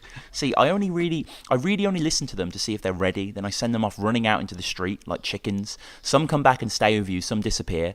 It's kind of like a shipwreck of all these things floating on the water." And Sean, who seems quite exasperated, says, "Okay, then, what is the point of Tom Waits' music?" And he says, "Boy, I don't know. You should ask yourself. See, I ain't usually around when people are listening to my stuff. I don't get to hang around listening to the listener listening. I really don't know how they fit into all this. See, over here, we mark time with songs. That's really all we do in this culture. Other places, music's got a more direct relationship to the culture. Wedding songs, funeral songs. I guess Ireland still has some of that left. I mean, listen back to Swordfish for more on that. More spontaneous too. People join in, update the words, sing along. I don't think my music is that social. It sure ain't part of the advertising industry either. Some guys in this town write songs to fit a bottle of beer or a tennis shoe, jingles, singing adverts. I ain't part of that too much." Well, Tom, you aren't, but your next song, Temptation, was used on BBC's smash hit show Strictly Come Dancing. Are you aware of that? He's probably not, but it's pretty surreal. If any fans listening, I'm sure fans from America or anywhere else will probably know it's Dancing with the Stars. I think it's how it's kind of sold in different countries. But here in the good old Blighty in the Beeb, we have Strictly Come Dancing, where celebrities dance with professional dancers. Terrible show, really really boring. I was watching it one time with my nan. This would have been like 2009, quite a long time ago now, maybe a little bit after that. And I heard the track underneath it. I heard that rumba, I heard the beat, and I was like, I know this song. Normally I just do big dance tunes that you've heard a million times before, but this is a bit more sultry. And the song was Temptation. Yeah. The song was Tom Waits' Temptation, the fourth track of Frank's Project. The song that Barney Hoskins, Professor B, he calls it one of Waits' greatest tracks. He says it's once sexy and harrowing. And I have to say, it's not necessarily one of his greatest tracks. I have to disagree with Barney again. And I have to bring up that Barney called Clap Hands tuneless. So his whole opinion on these songs is maybe a little suspect, even though he's a brilliant writer. I don't want to show disrespect. Low Side of the Road is one of the best Tom Waits, is the best Tom Waits book ever going to be written ever. Definitely buy that if you haven't got it. But what do you think, Sam? Is this one of Waits' greatest tracks? It's not one of his greatest, but it's definitely one of the best off the album. It's the first good track on the album, definitely. Yes. He sings in such a different way. Hoskins describes it as an impassioned bel canto yodel, which is a great way to put it. Like that yodel is brilliant. Yeah, spot on. No one can listen to this song and not get totally caught up in just the temptation. This is so different to anything he's done before. And crucially, like underneath all of this like wild experimentation, he's just kind of laying foundations for all of his future kind of oddball vocal work. Like this sort of strained falsetto that he does, it kind of like conveys possible depression, cowardice in Frank. Like he really does seem powerless to resist the impulses that he lists to us. Not limited to like drinking brandy, smoking, and most importantly women. Like Frank's definitely a very flawed character, and he is conveying that across this song. I love just the idea that I can't resist, and then that's such a great little hook. But, it just goes back into the song. It also has that that clap hands quality to it in the fact that it's very economical in his use of words. The phrase rusted brandy in a diamond glass, it's so like, okay, we know exactly where we are. Tom's doing one of these songs again, full of dark and dangerous imagery. We're thrown into it straight away. But I won't lie, it's not exactly one that I'm going to revisit straight away. Yeah, there's something about this song, I agree, that just doesn't... a little standoffish. Yeah. Maybe not. Maybe a little more basic than it seems, and just doesn't quite get the hooks into you. But yeah, it's just it's interesting, definitely. And I think one of the most interesting things about the song is that perfect sense of temptation that it conveys. Like you have that long, elongated horn intro, which is very enticing, very Rain Dogs-esque, and then the sense of decadence just rushes in. Those beautiful lead-in, those really tight, like almost choked guitars. Like you say, the rusted brand in the diamond. Lyrically, This is one of the best ones. Everything is made from dreams. Obviously, dreams is mentioned a lot on this album. We'll get onto that shortly. Really nice lyric as well. Time is made from honey, slow and sweet.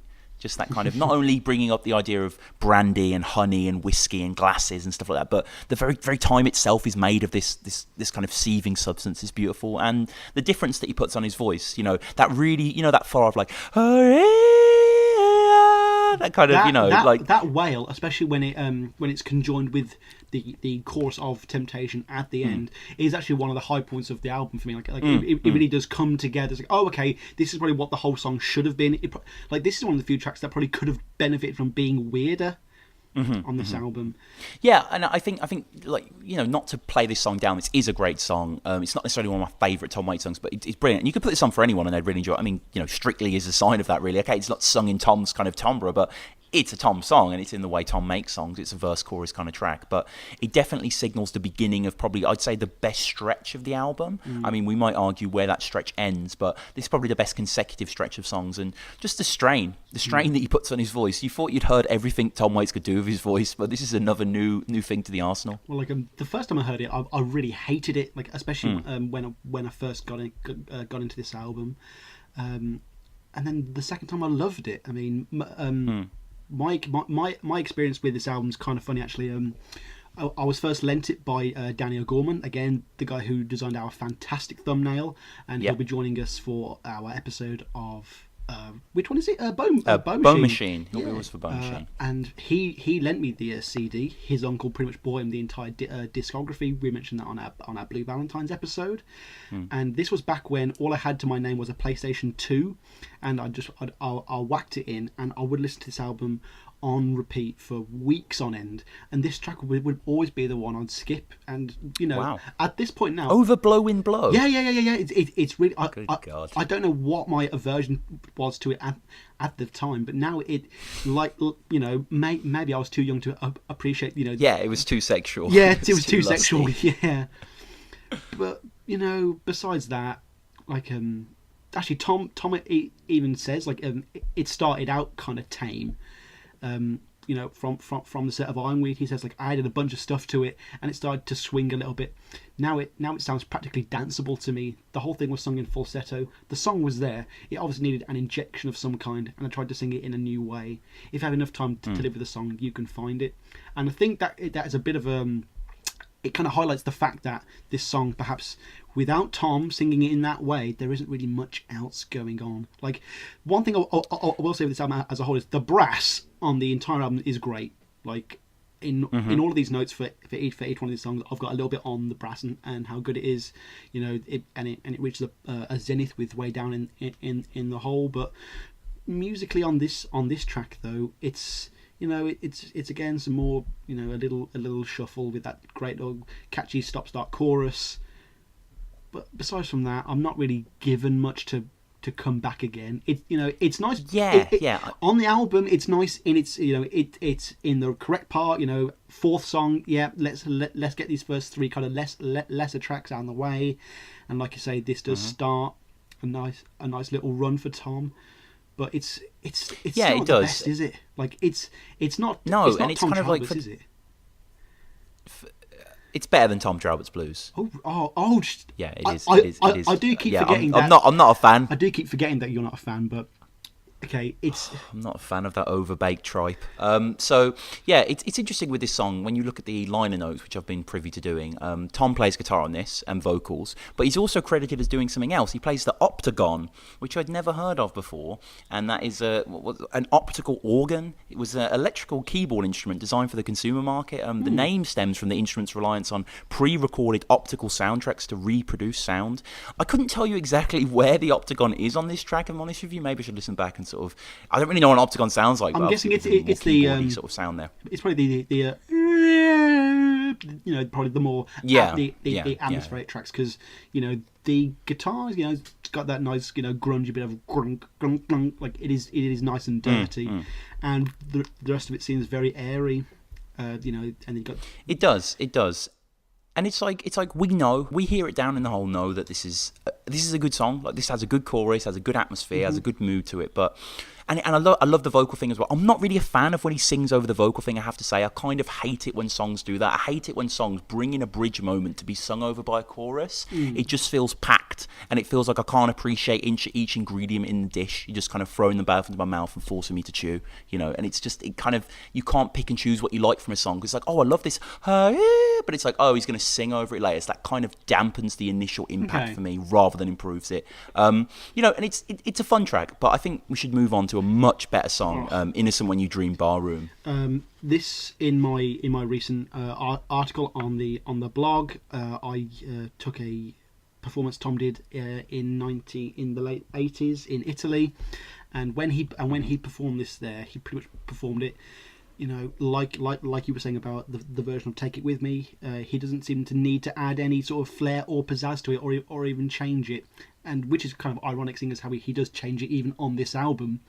But both of these are just, they are killer versions of the same songs. It's easily one of Tom's best, and even if you don't agree, you can't deny that it's one of his best written songs.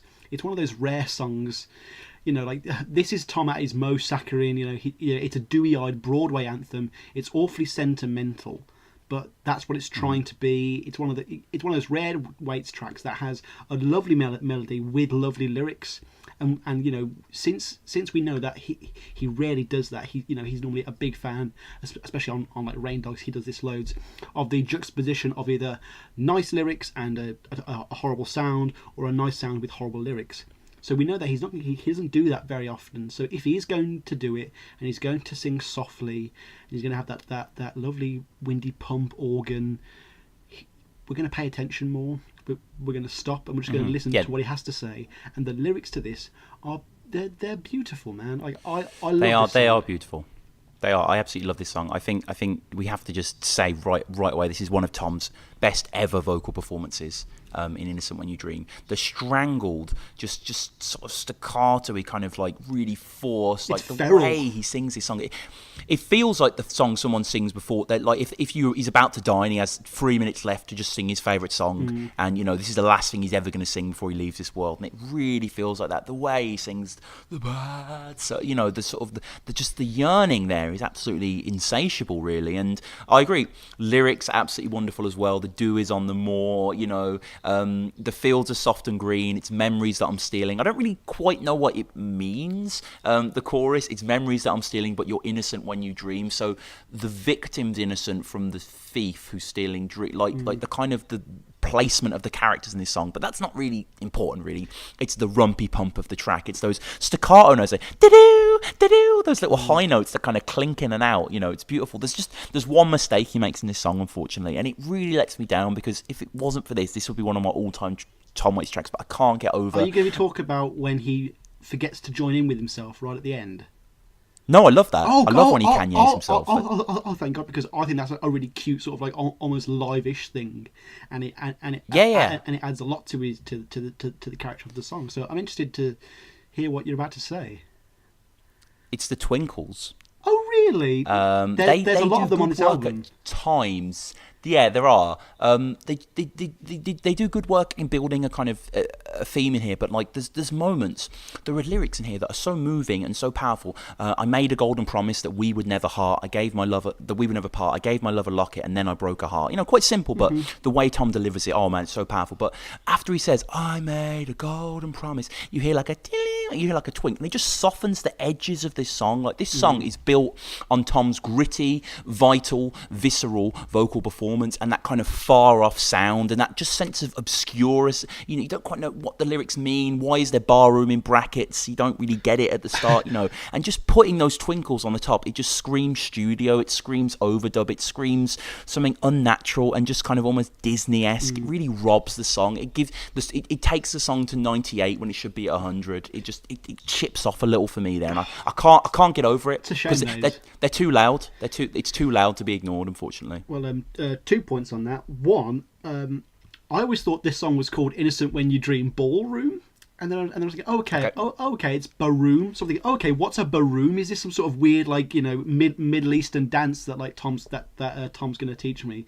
And I was a little disappointed when it is literally just the two words bar and room being being smushed together. But again, this does sound like something that would be sung when you're getting pissed in like an Irish pub. It does have that feel to it. One of the things I do feel that you can almost imagine like Tom on the cover singing this. Yeah, like that. The kind of like that, and probably the cover song that makes the most. But yeah, sorry, what were you saying? Oh, it's just that it is a breath of fresh air. It is a beacon of light in an album full of just late night debauchery and reckless abandon, and it stands out all the clearer amongst the sea of mediocre songs on this album. And I think it's uncompromisingly nice. And the chorus has a really nice inflection. It reminded me of a lot of in the neighbor, like the way it just kind of pulls in on itself and feels quite concave. You're innocent when you dream, you dream. Like it's kind of the nice repetition there. He's not just saying it, he's kind of like changing the phrases here and there. Like again, don't really know what that means. And the backing vocals is a nice surprise, really. When I was revisiting the album, I kind of forgot. I recently we broke protocol recently, and we met up and had a drink because one of our friends was playing a gig. It was a very fun night. One of the things we said then was how we haven't really gone back and revisited the earlier episodes, the really early ones. And I went back and re-listened to Closing Time. Great little podcast. Please go back and listen to it. Check it out. It's us in our infancy. We talked for an hour and a half.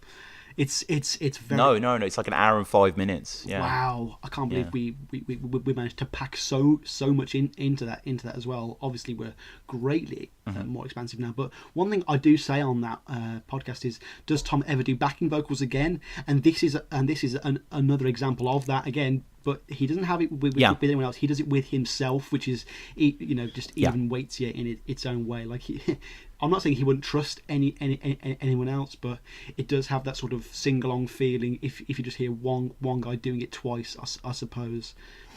Yeah, but it's not like Old Shoes where he was just kind of providing his own backing, or I think someone else on the guitar was providing backing. It's like he's kind of overdubbing himself and then playing with the rhythm, so they kind of cross over each other. Because you hear, it's such a sad. You can hear the echo and the reinforcement there. It's beautiful. And kind of hearing these kind of towering, almost imagine these, almost as skyscrapers of melody. It's gorgeous, these songs. And as you hear these three voices kind of crossing over the skyline, it's beautiful. It's just, I get absolutely wrapped up in this song, even though I'm still kind of a little confused, as I say, what it's quite about. I'm not really sure. Doesn't matter, because just the melody is just absolute gold. Just one last point, just for a bit of context, perhaps, on where it is within the play. Because to me, besides the idea that Frank's just really, really innocent and doughy-eyed, and he just thinks everything's you're innocent when you dream, which is a lovely notion, but I don't think Frank's going to be a nice guy in this play, so he probably isn't innocent. But in an interview with City Limits magazine in 1988, so there is one that's 1987, Tom says, well, it's a story about a guy who went on to be an entertainer and left a small town and went to Vegas. And he heard a song called Innocent When You Dream. And a year later, he had taken the same song and turned it into You're in a Suit of Your Dreams to advertise suits in an all-night clothing store. It's that kind of thing that happens. So this song might actually not have anything to do with Frank, and is literally just a Tom Waits song that Frank possibly heard and repurposed for himself. Yeah. And very, very much how Tom will repurpose the same song later on the album. Yeah, and just quickly before we jump into the riot of I'll Be Gone, I think it's worth mentioning as well that obviously the song's called Innocent When You Dream, and the word dreaming and dream is used 28 times in the album.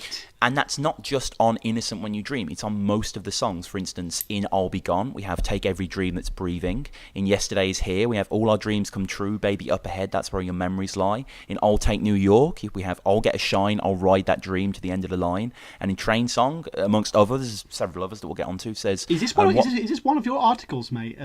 It's not, it could be. What made my dreams so hollow? was standing at the depot with a steeple full of swallows that could never ring the bell. So dreams is, you know, a constant theme in this album, which is why I think this song's really important as well, because obviously we've already had a song called Frank's Wild Years. There isn't a title track for this album because obviously that's on Swordfish, but it would almost make more sense. I think this makes sense as the title track. This makes sense as the thematic guide as we jump in, because that sense of somnambulance, of moving through when you're asleep, and the images you see and trying to recapture the past, that's all over this album. And I'll Be Gone kind of breaks with that, and I'll Be Gone just is kind of Tom back in his kind of manic mode. We haven't really heard him crazy yet. You know, we haven't really heard that Singapore Swordfish kind of unleashed, and I really dig I'll Be Gone. What do you think of I'll Be Gone? I'll Be Gone is, if you had to save, you know, certain tracks from this album, this would definitely be one of them.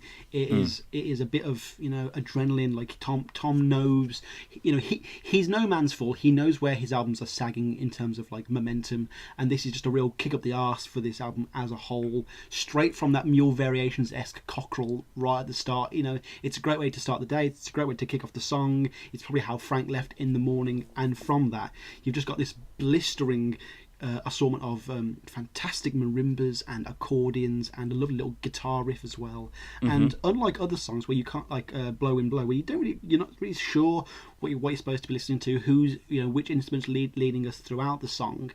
On this one, it all gels together perfectly, really, and it is a window into the mad mind of Frank. It's very much like Singapore in that it's kind of like a dark sea shanty. It reminds me of a teacher you and me used to share called Mr. Godbert, who would sing very similar songs while sat at a very old grand piano in the music room. He would, yeah. And they were absolutely. They weren't like I'll Be Gone. Could you imagine that would have been great with these massive ears. I critiqued Hang On St. Christopher as symptomatic of the album's poor lyrical quality, but I think this has lots of just great Tom Waitsy kind of, like, one of the great things about poetry is that you can just say silly stuff, and if you do it in an interesting way, it opens a new layer to your mind. So when he says, like, I'll shave the mountain, you know, I'll drink 1,000 shipwrecks, but there's a nice kind of like, he's talking about shipwrecks and drinking 1,000 shipwrecks, but then he's bringing it back. I'll steal your paychecks. Like, it's just kind of bringing it back to the real world, and then the dream world, and the real world. He talks about pulling the road off the rise and cutting hearts out of pharaohs. I think just tonight I'll shave a mountain. Like, if you know I'll Be Gone, as I'm sure you do, and you know the way that song starts with the cockerel call and then just going in, it is just such a rambunctious kind of like jaunt, isn't it? It's a really fun song. Well, so go back to a point you made earlier. Then why isn't this song Tom like almost parodying himself with just random images? What do you think makes this track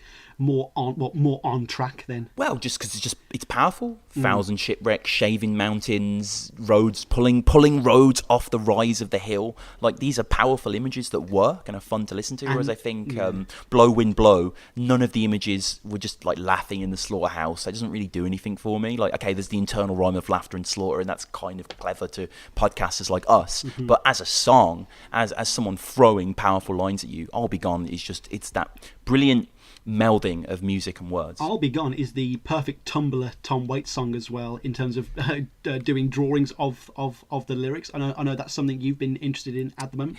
Yes, check out at TomWaitsPodcast. We sometimes find some stuff off Tumblr, and people seem, like I'm saying, people seem to love to draw Tom Waits songs and do like little clues to them. So we share those sort of things. One of the things that I like about I'll Be Gone, and I see it as this unofficial trilogy within the album, a consecutive trilogy actually. The 6th, 7th and 8th song, I'll Be Gone, Yesterday's Here and Please Won't Me Up.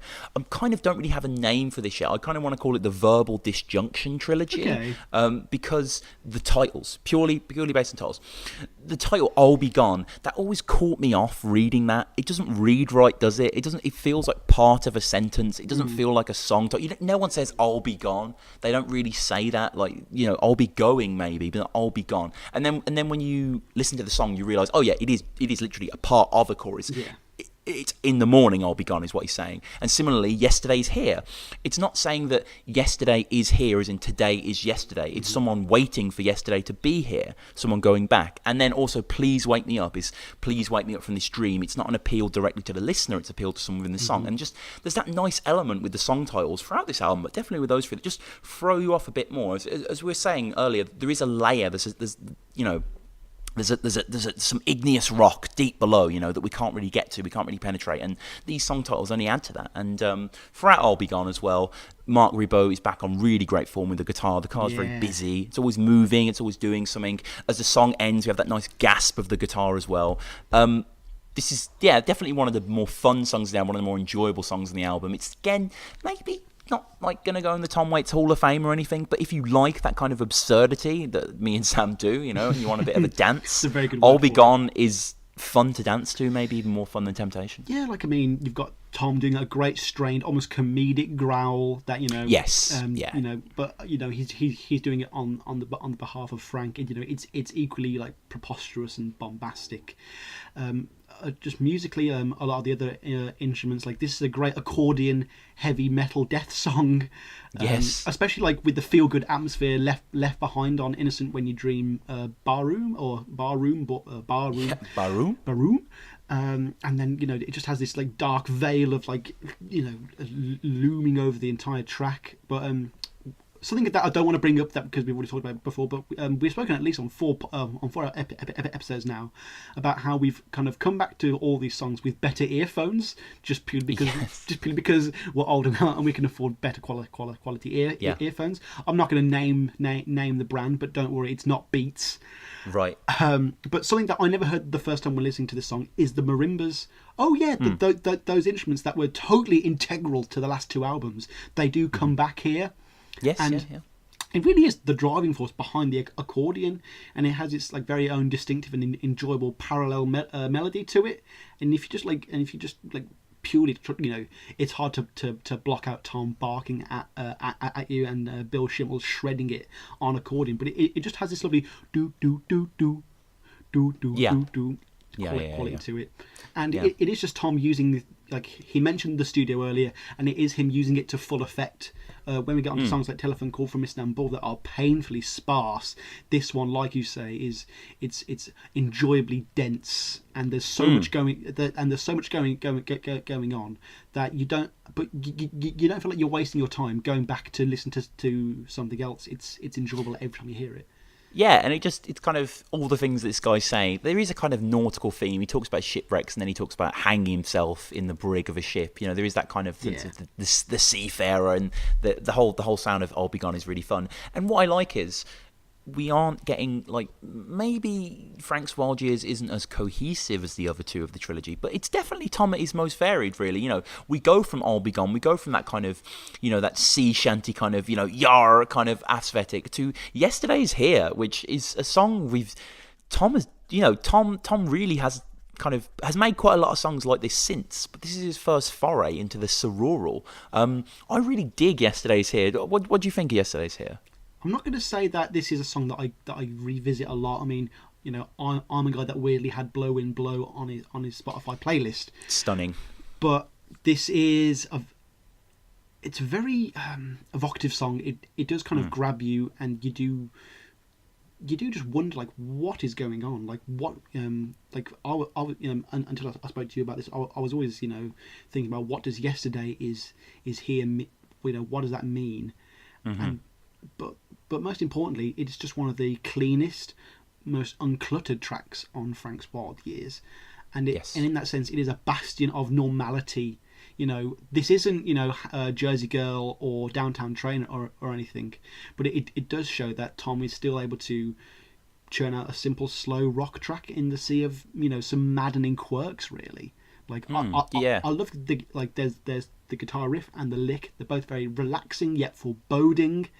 And to me, it's almost a song to like nod off to. It is very sort of like it does put you into that dreamlike state.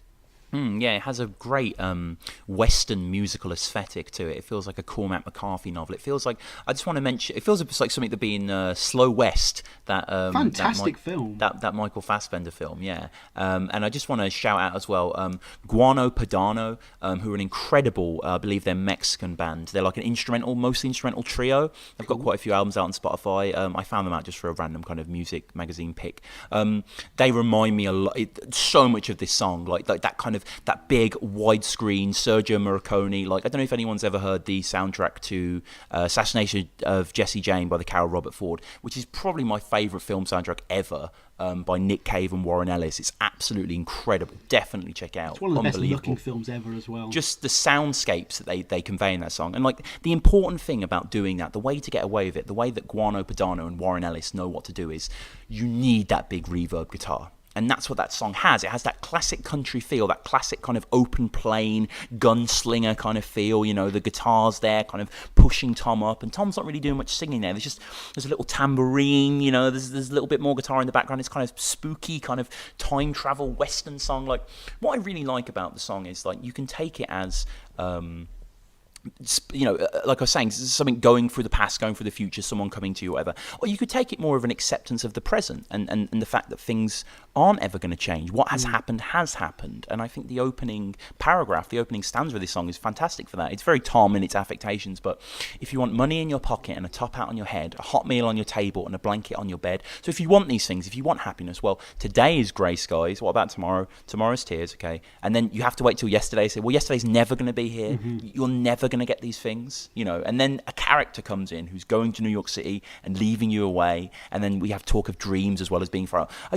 The whole essence of this song, I just think Tom absolutely spot on here, absolutely nailed it. The lyrics are fantastic. The title, as I said, for the sort of, you know, the verbal disjunction trilogy, you know, it's very misleading in that sense. And the guitar, I just can't get enough of that sort of twangy Hank Williams rotoscope sort of stuff. I just the atmosphere is engrossing. It does just hit the chorus nail right on the head as well, both like in its clarity and its simplicity.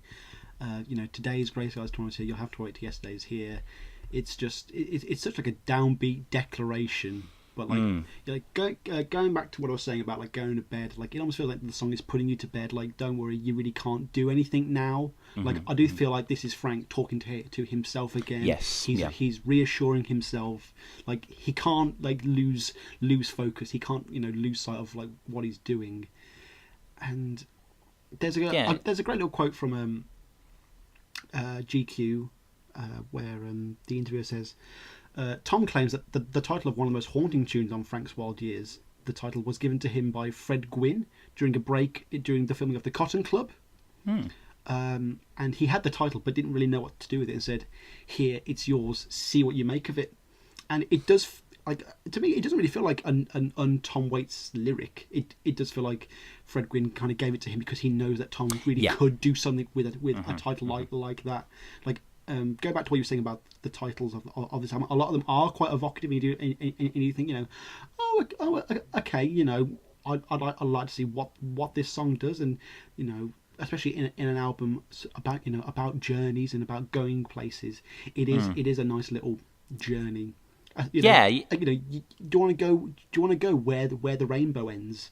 And it's kind of great. Like, so many singer-songwriters and bands cop out by giving their songs one-word titles, but other than Temptation, which is quite an evocative title in itself, all of the song titles on this album do have great titles. I'll Take New York, Way Down in the Hole, Straight to the Top. You know, they're very musical, aren't they? Which is probably quite obviously why. And yeah, I think this is a quick number. It's kind of it's nice that these songs are getting a little slower here, and it works as well into Please Wake Me Up, which I dig a lot as well. You know, I dig the discordance, the sense of the old. You know, the sense of moving backwards. Like, okay, this is in the high-tech studio. This is in the late 80s. This is that kind of overdub era, but Tom is still playing with the archaic sounds. I love that, the inelegant sort of elegant elephant trumpy intro, like, and the way that the words rise out of the song as if Frank or Tom was waking up. Like, it's not an obvious, there isn't a pause where the verse starts and then Tom begins and we can clearly hear his words. They're kind of in this kind of, you know, this sea of kind of quite discordance, and it's hard to make out what he's saying at first, you know.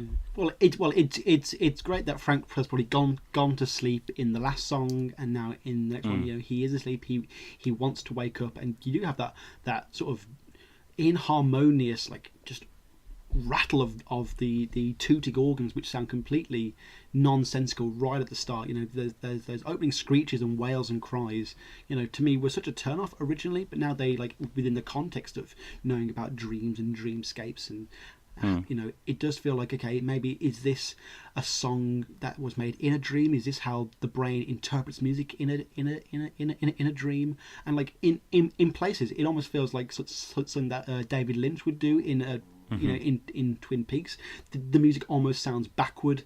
It's so discordant, and like you don't know what's going on, and it's the closest thing that we have to a spoken word track on the entire album, really.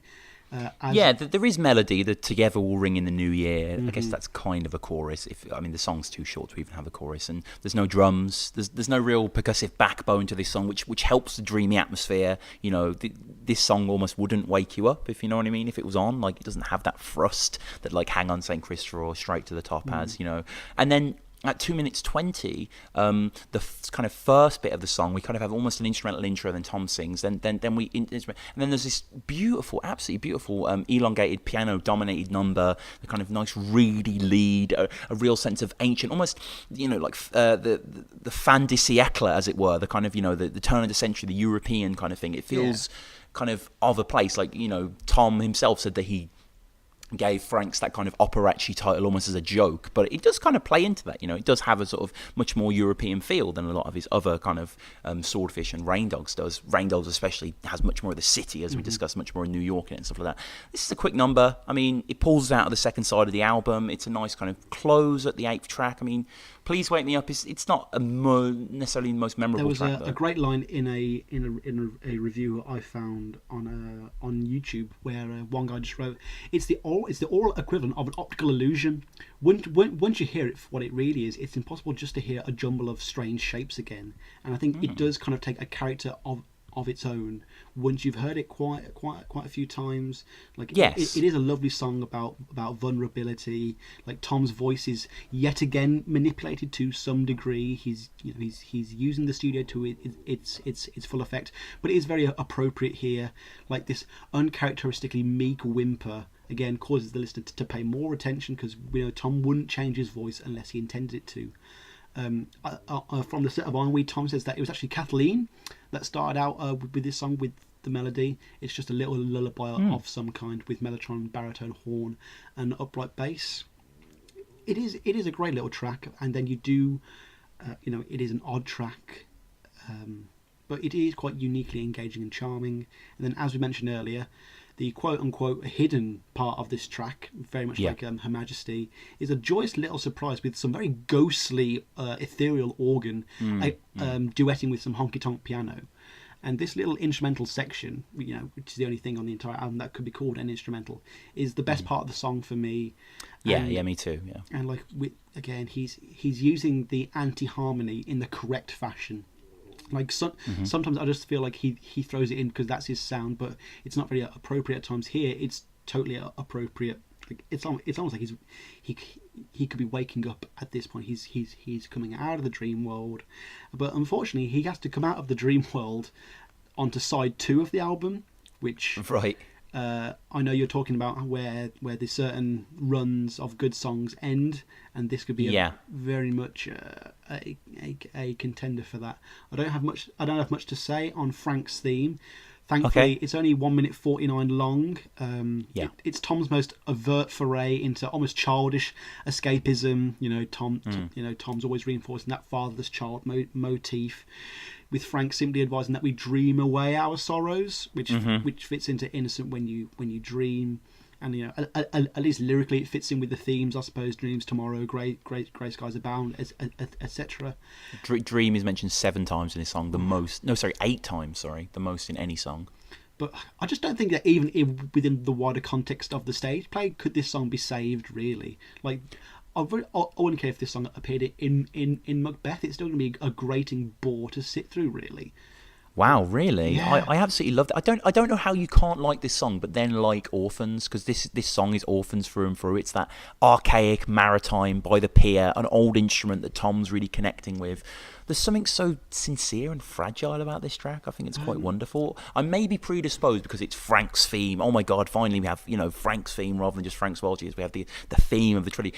But the whole idea of, even without the childlike lyrics, which I quite like, especially like just before the band starts to play your favourite tune, which is really nice, very Waits, there's something there's a beauty in the contortion and the gargle and the chaotic broth of this song. Nonetheless, it's the closest we're going to get to Tom at the piano, and I think we have to be thankful for that. And I do miss the piano on this album a lot, and we're not going to get back to it really until Mule Variations, are we? No, I think you're right. Yeah, and like around the 1 minute 10 mark, because it's such a short song anyway. But there's a nice chord change, and then the world is turning around for you and me, and then the band begins to play like "There's a Twinkle in Your Eye" and "Dream Away," etc. Like the song feels like it's almost dreamt away as it ends. You know what I mean? It doesn't kind of conclusively thud to a close. It just kind of like pulls off into the miasma. Like I don't know how you can find this song boring though. Like the melody's there. Like it's not like "Please Wake Me Up" where you have to kind of assort the pieces. It's a strong song. I really prefer "Please Wake Me Up" to this. I just find it grating. Like, and I can't stand his voice on it. Just from that immediate "Dream Away," I'm just It just doesn't sit with me. I feel it doesn't feel like poorly made. Again, I've mentioned before how none of these choices we can really say is down to a lack of thought. I just don't feel that what he's aiming for is what I particularly want to listen to. It's a little too warbled, and again, it's more of that disharmony that I just feels a little inappropriate. And I feel like perhaps this song was a bit more stripped back, a bit more Johnsburg, Illinois, I might like it, because lyrically, like you say, it is quite sweet, but I just don't think it sits well within the song it's set in at all, if I'm honest. Yeah, and it's kind of almost feels, I mean, okay, they're split by the sides, but it almost, "Please Wake Me Up" and Frank's Theme are very similar, aren't they, as well? They feel kind of on that same emotional ground. Which is nice to have, because throughout the album we have that. There's a lot of twinning in this album. There's Too Innocent When Your Dreams. There's Too Straight to the Tops. Frank's Theme, which closes side 1, More Than Rain. Sorry, Frank's Theme opens side 2, Please Wake Me Up, closes side 1. There's a lot of, as a trilogy would think, there's a lot of incestuous links from there. More Than Rain. Talk to me about More Than Rain. I do like the little opening, actually. I do as well, yeah. I like the intro. This was the song that I had to listen to the most to kind of discover what I feel about it. It's not an easy listen, but it is. It's the peak of like Tom toying around with the past and using instruments from the past, and we are warped back to some warped county carnival again. Who does that bell toll for again? Yep. I love the repetition on this track. I've mentioned before that sometimes repetition can be a little boring, but the melody is like jovial enough that just hearing it's more than something, it's more than trouble, it's more than rain. Yeah, it's just a great idea for a song. We mentioned on our Swordfish Trombones episode that the lyric "It's More Than Rain That Falls on Our Parade Tonight" was originally going to be on Just Another Sucker on the Vine. That's correct, yeah. That's correct. Eventually became an instrumental. One of his best, actually. I listened to that recently when I was shuffling the Frank's trilogies on the Spotify playlist. Beautiful instrumental. But like the weird soundscapes that we get, like act as real cues to the listener that things are not what they appear to be. We get those dissonant bells, random brass pumps, and God knows what else. And it really does convey the madness of Frank probably more effectively than any other song on the trilogy. And it's a very strange song, and yeah, it's a bit boring, to be frank, really, as it were. If it's meant to be disturbingly unpleasant, then it really does succeed at that. What I do like is you can pick up on some very distant, very faint strumming and plucking of a string section, which thankfully does break up the anti-harmony of the song, and does place it in the classic recording sound and style of the era. And part of it, like it's got a bit of a dum dum dum dum, and reminds me a lot of Army Ants again from Orphans. Impossible not, like, once you've seen his whole discography, not to pick up on these early clues of where he's going to go. We've got some nice backing organ that sounds like something out of a weird soundtrack to The Cabinet of Dr. Caligari or some weird F.W. Murnau film. Film graduate, everybody. Thank you. But besides that, I wouldn't call it forgettable. Waits in the Ironweed tour book, he says, "Oh, that's just my little Edith Piaf attempt. There's prepared piano on it." Yes, I did look into that. Francis Thom on the prepared piano. Do you know what a prepared piano is? I'm guessing it's been altered in some way. Yes, it's a piano that has its sound altered by placing instruments between the strings. Oh, okay. Yeah, which is that. very Tom, very Francis Fum. I mean, this is the guy who kind of played the sort of wind organ or whatever it is on Rain Dogs, and you hear him on many different tracks as well. A big influence, Tom. Old friend of Tom as well. He used to sit around doing what did they do? They did like Tom singing Frank Sinatra songs in the guise of the Doors, which everyone wants to hear that. Yeah. Like, oh my God, please exist in some like box set they bring out in 20 years. But another thing on this album that we're never going to fucking hear, but yeah. Yeah. I just, oh my God, yeah, this song is a real passer for me, really. Like, lyrically, I don't mind it, and like having the lyrics in front of me now and looking over them, there are some good moments in it. I really like "None of Our Pockets Are Filled with Gold, Nobody Caught the Bouquet," which is just sort of nice kind of strict imagery there, not kind of indulging himself too much, a la kind of "Blow Wind Blow" or "Hang On St. Christopher," but it's, yeah, I mean, Frank's is the weakest album of the trilogy, and this is one of the weakest songs on the album for me. One thing I do like, it was obviously we're going to cover it next week. But as for Nighthawks at the Diner, Big Tom is an amalgamation of lots of different concerts put together in one big package. And during More Than Rain doesn't appear on either the disc, the bootlegs, or the film version. But what we do have is a transcript of his intro for the song at the Wiltern Theatre, November 9th, 1987. And I'm not going to do it in the strained Frank voice, don't worry. But he says, this is about all the bad days in the world. I used to have me some really bad days. I kept them in a little box, and one day I threw them out in the yard. Oh, and it's just a couple of innocent bad days. Well, we had a big rain. I don't know what it was growing in, but I think we used to put eggshells out there and coffee grounds too. Don't plant your bad days. They grow into weeks. The weeks grow into months. And before you know it, you've got yourself a whole bad year. Take it from me. Choke those little bad days. Choke them down. These are your days. Choke them. You choke my days. I'll choke yours. All right. It's more than rain. Oh. That's a great way to start it off, and that's probably more interesting than anything we've than anything we can actually talk. It is. I think. But I do feel like we're just delaying talking about the next track, if I'm honest. Yes. Not only does Way Down in the Hole form the title for a great podcast, I must say. It is obviously this song. If anyone has, half a brain, they know that this is the theme tune to the greatest TV show of all time, the greatest drama of all time, I should stress, The Wire. I do hope that some of our fans are into The Wire, because, I mean, like you say, me and Sam are enormous fans of this show. I'm looking at my box set right now. It is just, I mean, perfect. What can you say about The Wire? Best characters, best story, best comedy, it has literally anything you like in any TV show you've ever watched, any reason you like that show, The Wire does it better. And its social conscience is outstanding. And also, I was saying this to Sam earlier when we met up, I don't know if it's the universe just fucking with me, but it's very weird how our favourite TV show, the theme song was written by our favourite singer. Like, that's pretty rare. Like that. I mean, that obviously is a coincidence, but like that is crazy. And wait, hang on, Quee. Are you saying your favourite band isn't the Remembrance? It is not. No. But it's just, for me, like, this song is so hard. It's a great song. Love this song. It's a really hard song to divorce from its context, because I knew this song maybe before I even knew Tom Waits, actually. I think I started watching The Wire around 2008, 2009. No, yeah, I definitely knew it before Tom Waits. Yeah, I definitely did. Well, I know you got me into Tom Waits before you got me into The Wire, so I definitely heard Tom's. And if you have listened to The Wire as well, obviously you'll know that quite geniusly, it's all set in Baltimore, but each season kind of focuses on a different area of Baltimore, from the schools to the newspaper, etc. And each season has a different interpretation of the song to kind of fit that kind of the tone and the guys.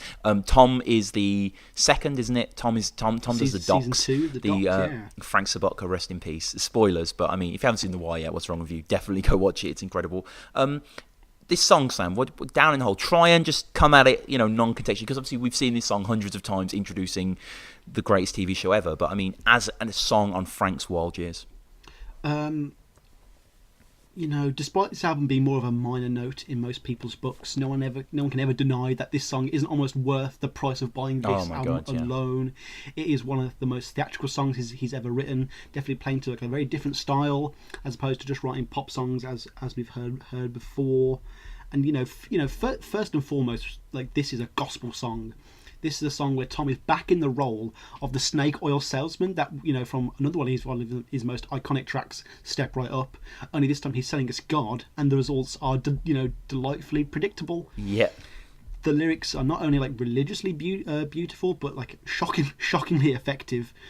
Waits's, unhinged character on vinyl is not something that we haven't seen before, but he steps it up a notch here to the point where he's almost lost in this role of the feverish priest, utilising his skills. As I mentioned before in my recent article, that best Tom Waits live performance is not on big time, to whip a crowd into an utter frenzy during these live performances. And now, it's used, again, much more theatrically to entrap the listener. And, he sells you the idea of Christianity so well. You believe in Jesus and you believe he is going to save your soul. Jesus' mighty sword. And the angels shielding you with their wings. Yeah, it's the imagery is fantastic as well. And just to start, it's just so playful, isn't it? And again, really hard to divorce from the context of the show. But for me, like, I love this song for so many reasons. But for me, Mark Ribot's guitar solo is absolutely standout. Because it comes in, it doesn't come in on a bend, it doesn't come with a little run, it doesn't seem like. It comes with almost like a broken sort of car or something, like something a mechanical sound. It's not very showy, is it? And just the notes, like you can really hear him forcing those strings as far as they can go and pulling out a real tight melody that works. Like, it's not, you would never accuse a song of being gospel in any way, even though in terms of lyrics it's kind of all about God and Jesus and salvation, stuff like that. But I think Mark does his best work on this song. I think Tom does some of his best work on this song. It's interesting, actually, because I know the song so well as an opening credit sequence. They don't play the full song, obviously, because I mean the Wire credits are quite long. Brilliant opening credits, but it's not 3 minutes or whatever this song is. I'm not quite sure. So at the end, I wasn't realised that we had like a choir as well, which kind of plays nice into the whole salvation aspect, Which leads into the next song, but we'll obviously talk about that in a moment. The sax hook is like unashamedly catchy, though. Yeah. My God, beautiful. And that moody bass that to me in my head is winding through the streets of Baltimore. But again, we're going to try and divorce ourselves from it. But that phrase, when you walk through the garden, you got to watch your back. Again, another great Tom Waits only line. It's gotcha. It's instantaneously evocative of some of the most powerful Christian tropes of all time. Like not that we're religious at all, but bit of our past. We did go to a Catholic school. We were. And possibly a lot of praying. Possibly we can relate to these images perhaps a bit more than anyone who hasn't been in contact with them at all. But I just love the idea that Tom is back as this snake oil salesman, and if you do want to compare and contrast this and Step Right Up, he is literally the same guy. He's just selling different fake horse shit. and maybe Tom is saying religion is sold like any other product. Yeah. And there is that sinister reminder as well that Frank Tom is a shyster, and this could all just be a ruse. Like, do you really want to trust this guy with knowing the methods of godliness? In the actual play, I believe, up until this point, there's been a quite clear, okay, this is Frank, he's going here, he's doing that. And when asked about this song, Tom just kind of seems to kind of backhandedly give a comment, like he says, Frank's holed up squatting with a mad evangelical priest. I don't really know what that's got to do with the plot of him getting to the top. A couple of these songs could just be thrown in to make up the numbers. Yeah, and I think he said that, actually, Waits said that he wrote that one really fast in the studio. And he called it Checkerboard Lounge Gospel, which I think is spot on, really, yeah. And also, just a quick thing before we jump into the next song as well. Just want to give a quick shout out to two close friends of ours as well. We need to do this, yeah. So basically, these are two friends of mine, Alex and Toby, that I've known for years now. I knew them in university. I lived with them as well, very, very close friends, and we all became very obsessed with The Wire.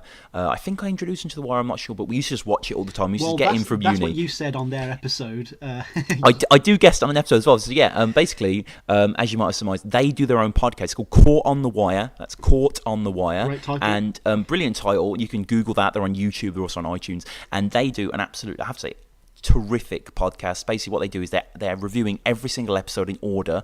They're going through, if you're aware of The Wire, there's so many different storyline threads going on at any one time, and they keep on top of that. They are brilliant presenters of the podcast. I myself have guested I think it was on episode 10 of season 1, I believe. You'll have to go back on that. It'll say my little name there and whatever. It was definitely season 1, the grey. It was season 1. It was season 1. I was never asked back. They're now on season 5, and because of that, the show's gone from strength to strength. Really. Yeah. The show. I can't praise them enough. Really, often they'll go for 3 hours plus on an episode of an hour drama, and you really do need to. Really, The Wire is incredibly in depth and deserves all the praise it gets. So it's called Caught on the Wire. I believe by the time this episode will be uploaded in mid-January, they will be on their sort of mid-season 5, so they're pretty much done. There's 5 seasons of The Wire. I think I'm currently on season 5, episode 6, the Dickensian aspect. Yes, that was their most recent one. Great yes, episode. Brilliant episode, written by George Palakinos, amazing writer. Just check it out. They've got 4 more episodes left, but obviously, if you hear that later on, the episodes are all there to download. I think they and on YouTube as well. Yeah, it's all on YouTube, the host one as well, but it's called Caught on the Wire. If you're in any way a fan of The Wire, you need to check this out. I know they're my friends and everything, but I'm not even being biased. It's a fantastic podcast. One of the things that they did that we knew that we would do straight away is they have some fantastic fan interaction. They do. They have Reader's Corner, did they call it? I believe they do, yeah. And basically, I sent them a series of emails asking them what they thought about Way Down in the Hole. The general consensus is Alex, he prefers season 2, which is Tom Waits' version. Yes. And Toby likes season 5's, which is I didn't like that one originally. No, that is by Wayland, by the way, who's Bub's sponsor. Steve Very Earle. good version. And then season 4, you've got The Children from the Gospel. That's probably my favourite version, yeah. Then season 3, what's that one? That's kind of sort of almost underground, sort of, it's kind of drum heavy. Yeah. It's kind of a throwback kind of one. And then season 1's a bit more of a kind of funky one, isn't it? It's more of a TV theme version of it. They themed up the song, definitely. But as we say, it's incredible that he did the theme due to The Wire. And check out Caught on the Wire, please. Yeah, it's brilliant. Brilliant podcast. Yeah, when I pressured them on some more trivia on this song, basically they just said, "Sam, we're not going to do your job for you." Yes, exactly. On that note, let's get into straight to the top, Vegas. Vegas, baby. We made it.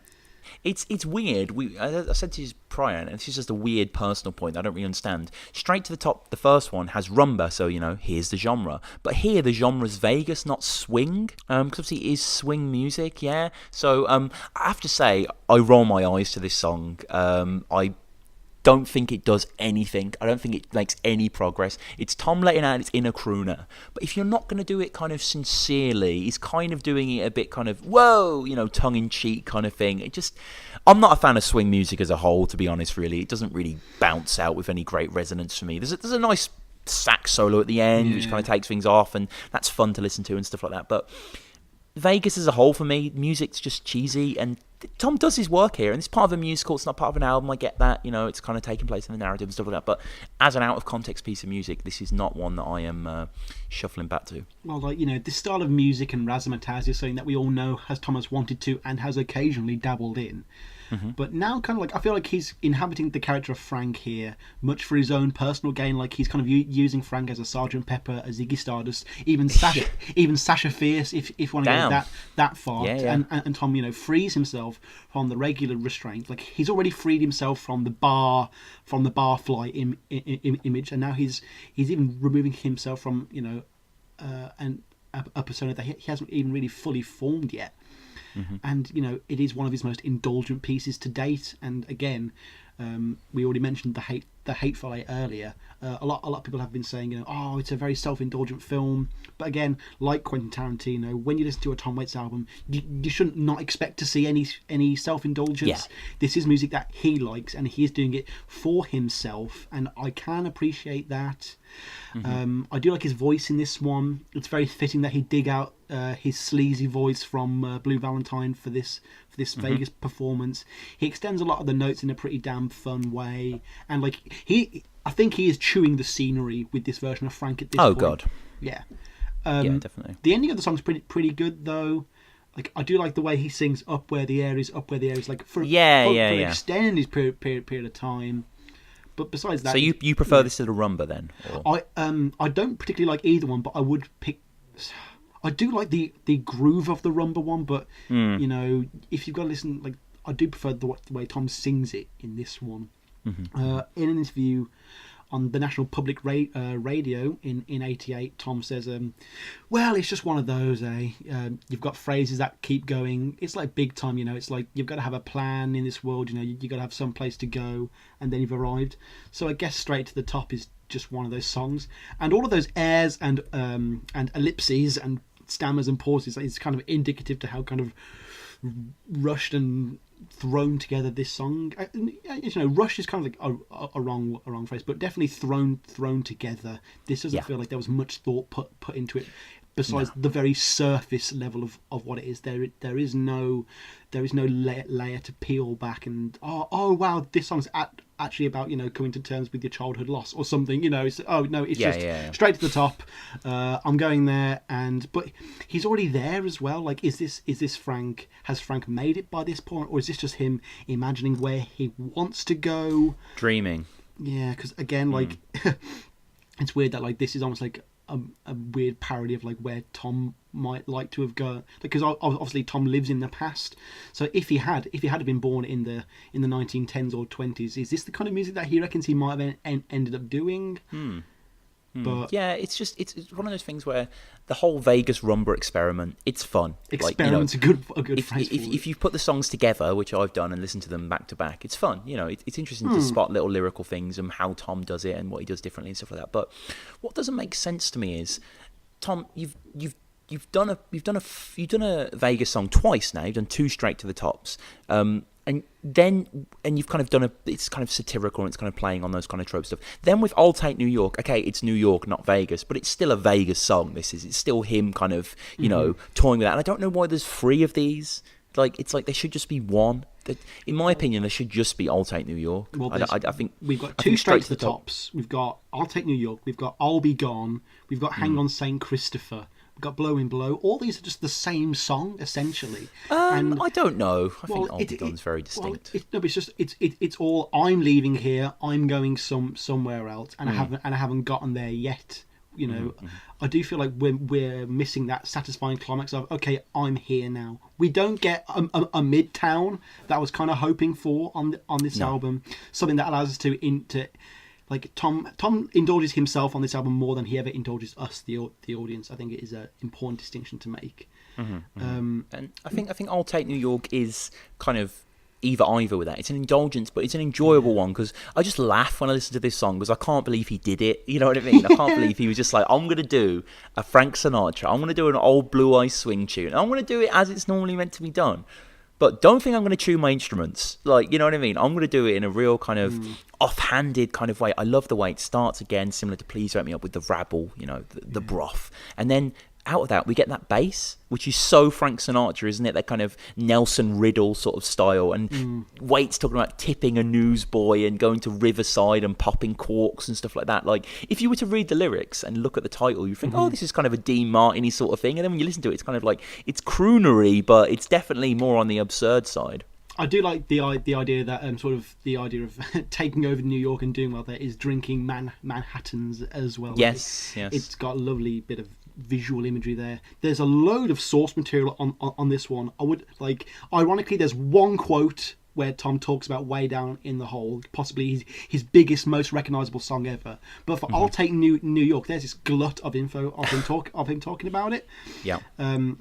He says in the Ironweed tour book, I was getting to the point where I can take chances, I think. It's hard when you're a producer and you're writing and you're performing.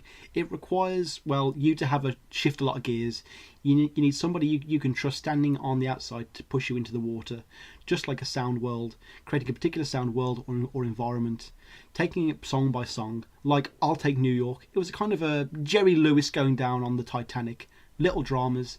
On this album, I tried to take each song individually and create a world in for itself, which is the exact opposite of Rain Dogs and Swordfish Trombones. They were one world. They were a cohesive, like, this album, has a narrative, but it's not a cohesive narrative, and the other two definitely have a much more cohesive nature to them.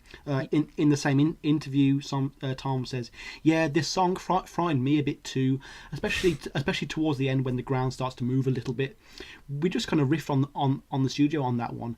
I described the mood of it, and everyone seemed to understand it, and we got it. I think the closest thing on the record to a nightmare, which I'd take intention with. I think." Yes. Please Wake Me Up is more nightmarish in a way. It's a guy standing in Times Square with tuberculosis and no money. His last postcard to New York. It's deranged. I wanted it to be Frank's nightmare experience of New York. And it is weird how it's a completely different New York than to anything we had on Rain Dogs. Rain Dogs made New York sound like the shittest place on earth. Yet we still have that sort of drunkard fantasy dream inside Frank's head of, the great Big Apple, that wonderful atmosphere, the lights, the gold, the glitz, the glamour, the champagne. I mean, we even have a great roar of applause from an audience that I think Frank is again imagining he can't really perform in front of it.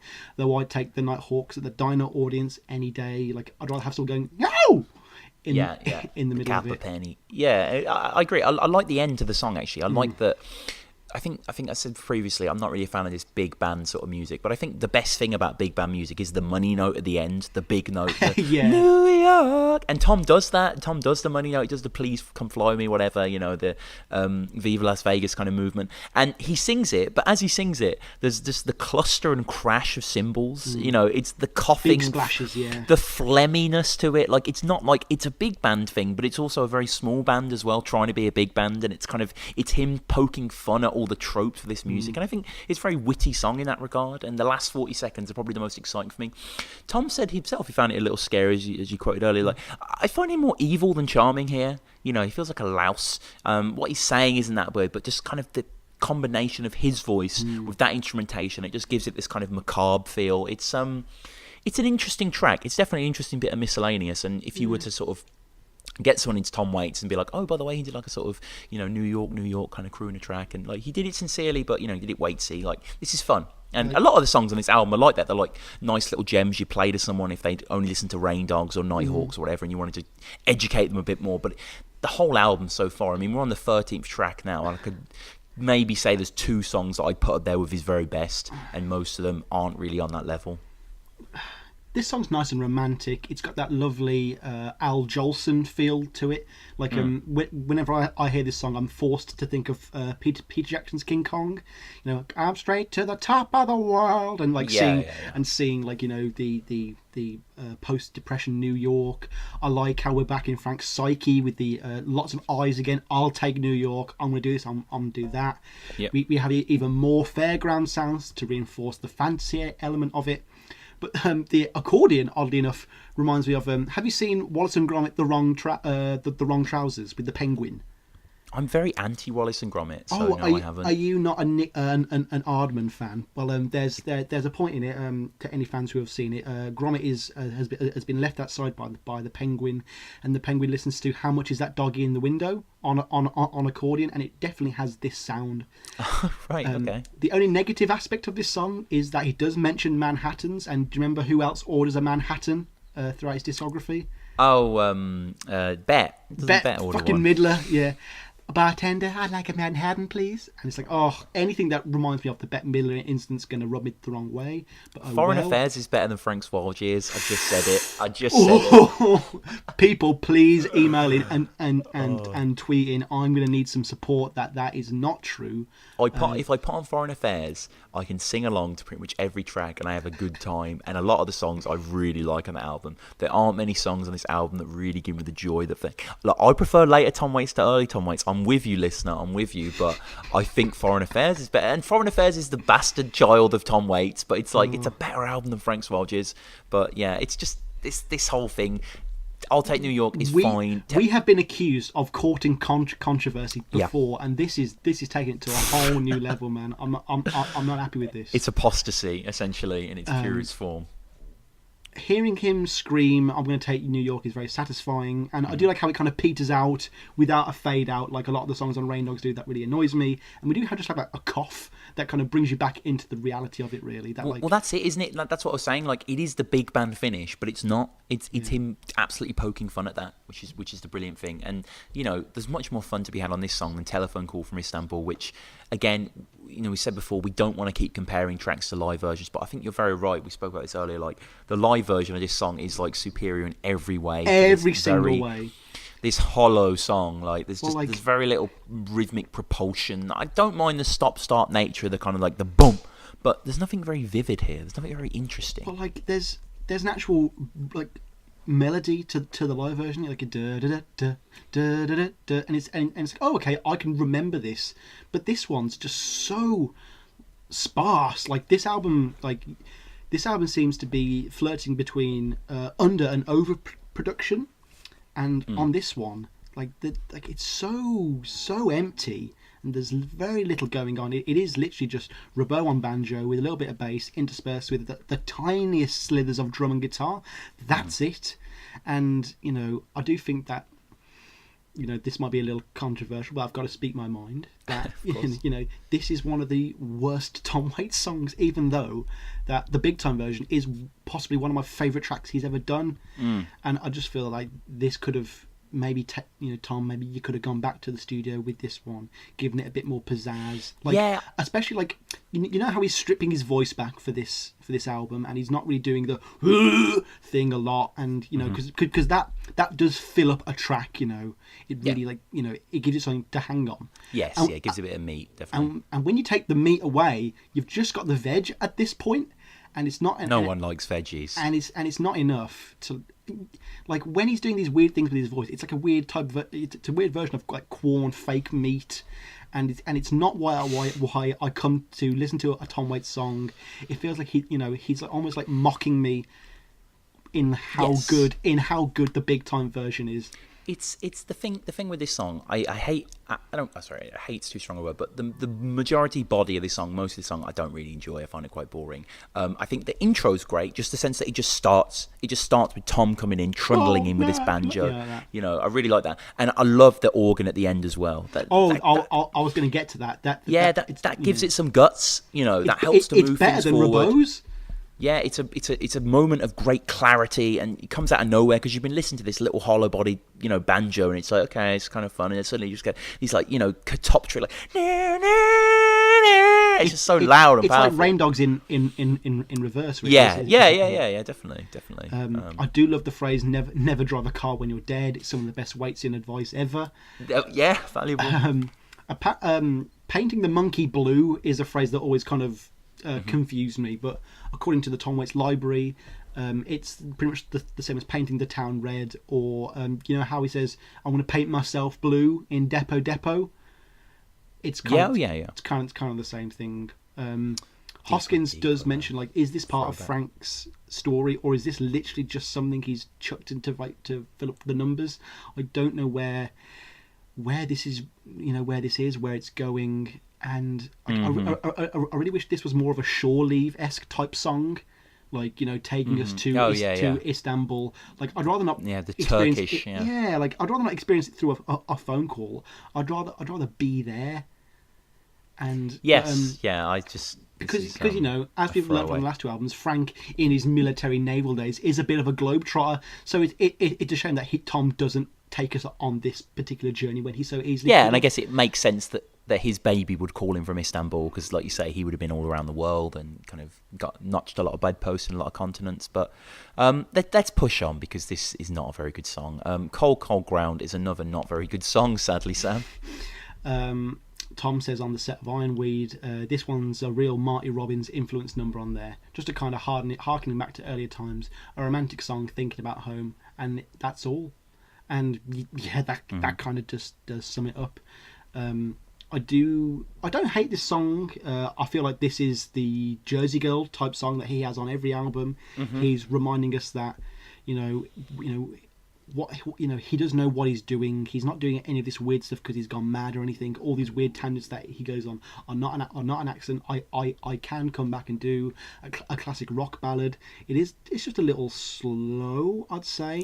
It's a bit ploddy, isn't it? Yeah. It's like it's 250s almost, really. Like it's the riff plods along nicely with that stop start jagged riff, and you've got the sweet harmonica and accordions that break up all of that and add to the tragedy of the lyricism. But there's a conversational element to the melody, and it's just a little bit like, I think the salvation here is David Hidalgo, who's on accordion. And I really like that kind of rumpy nature to the song, and but it's just a bit long. It's got that kind of quite loud guitar, similar to Temptation. It sounds a lot different than Bill Schimmel's accordion. It does, yeah. Well. It feels a lot more seafaring, doesn't it? A lot more kind of pleasant, I guess, generally. And it's a lot, it's one of those Waits songs similar to In the Neighborhood, where details accumulate, and as we get through each chorus, they begin to have more resonance to us because there's a ribbon in the willow and a tie streak swing rope and a briar patch of berries taking over the slope. That's just nice. It's just nice nature imagery, nice scene setting. But as a track, there's not enough propulsion in this song for me to like listen to it for too long. It is like the simplest song on the whole album. Yes, it is. Though the opening line is another great opener. A crestfallen sidekick in an old cafe who never slept a dream before he had to go away. To me, it actually reminds me of the song Nirvana from Orphans brilliant. As well. Just like a guy sat in a cafe being forlorn. But the best line for me is got to be get me a Winchester rifle and an old box of shells, blow the roof off the goat barn and let it roll down the hill. You almost don't notice how little that phrase actually rhymes. Yes, yeah. Tom makes it work. The best piece of interesting trivia I have about this song is that apparently on the CD edition of this album, it was misprinted as the Cold Call Ground. Ah. Which obviously does not add any kind of like weird, like, oh, is this what Tom meant? It's the chorus, the sort of reliably catchy chorus. It is just cold ground. It is, unfortunately, yeah. And this album does seem to be made up of quite good choruses tacked onto very mediocre songs. Yeah, I think we should just move on because this is a pretty filler track. But I think Train Song is a brilliant song. What do you think of Train Song? This is one of my favourite songs on the album, purely because it does differently. Well, like, it takes all those problems I have with all the other tracks and does it well. Like, it's got that cracked warbled vocal that Tom's been using. It does have the oddball melody, and it's got that pump organ and accordion turned right up to 11. But the fundamental difference is that he does it well here, and that it fits the theme of the song, it fits the pace, and it fits the mood. More importantly, it doesn't seem tacked on for Tom's sake of weirdness. No, and it's similar to Yesterday's here in the sort of infutility of escape. A train was the thing that could get me away from my problems, but like, your problems follow you. There's no physical way of getting away from these things. And like you say, opening lyrics as well. The way he sings it, I'm not going to imitate him, but like, the kind of that broke down. Like, it's really Kansas City line. Yeah, it's Tom notched up to 10, and it's lovely to hear. And that opening lyric, I broke down in East St. Louis on a Kansas City line. I drunk up all my money that I borrowed every time.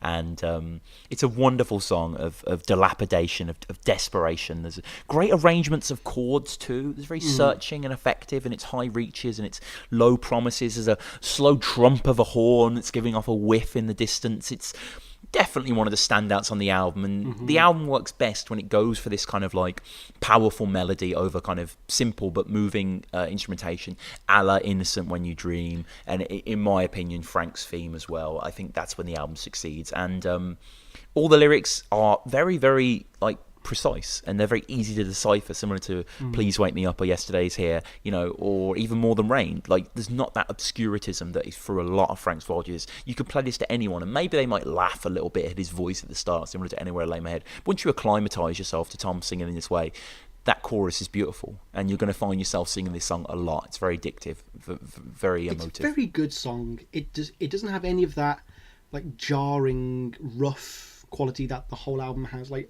dare I say it, this is a fun song to listen to, and like unlike when you say it's a standout song, I think that's because unlike the rest of the album where we have that stripped back instrumentation or overproduction coupled with this weird like tiny Tom Waits voice, just doesn't work. But in this one, his voice is back in the forefront, and it's nice to see him utilize his instrument well. In terms of the plot, Tom says in the Frank's World Year Tour book again, it's kind of a gospel number. Frank is on a park bench, really on his knees and can't go any further. He's at the end of his rope on the park bench with an advertisement that says Paladin Funeral Home, and it's got a nice lick to it. And it just feels, and those opening like chords feel so sad, don't they? They just feel so like he's really at the lowest point. It's very evocative. He says like he always liked that Bob Dylan song. I was young when I left home and I rambled around and I never wrote a letter to my home, and it does kind of feel if it fits that same world, and it does feel like it's winding us down. Much quicker than other albums do. Like sometimes Tom can pump you up before his like slower closer, but I think it's quite appropriate that he ends on a much sweeter note on this album. Yes, I have to say that I probably like the barroom version more, but only a little bit more than I like the 78 version. Tom was interviewed about this and he said that this is Innocent When You Dream, the final song. The 78 version of that was originally recorded at home on a little cassette player, the Tascam 244, the one with the clamshell hoister. I sang into a $7 microphone and saved the tape. Then I transferred that to 24-track and overdubbed Larry Tabor on upright, and then we mastered it. Texture is really important to me. It's like attaining a grain or putting it a little out of focus. I don't like cleanliness. I like surface noise. It kind of becomes the glue of what you're doing sometimes. And like for someone as like me, as Tom Waits fan, I adore obviously his entire creations, but I really love Orphans. I love that sound, that old sound, that old train vinyl sound. Like I just love what he achieves there, and I love how he's writing good music, new music within that texture.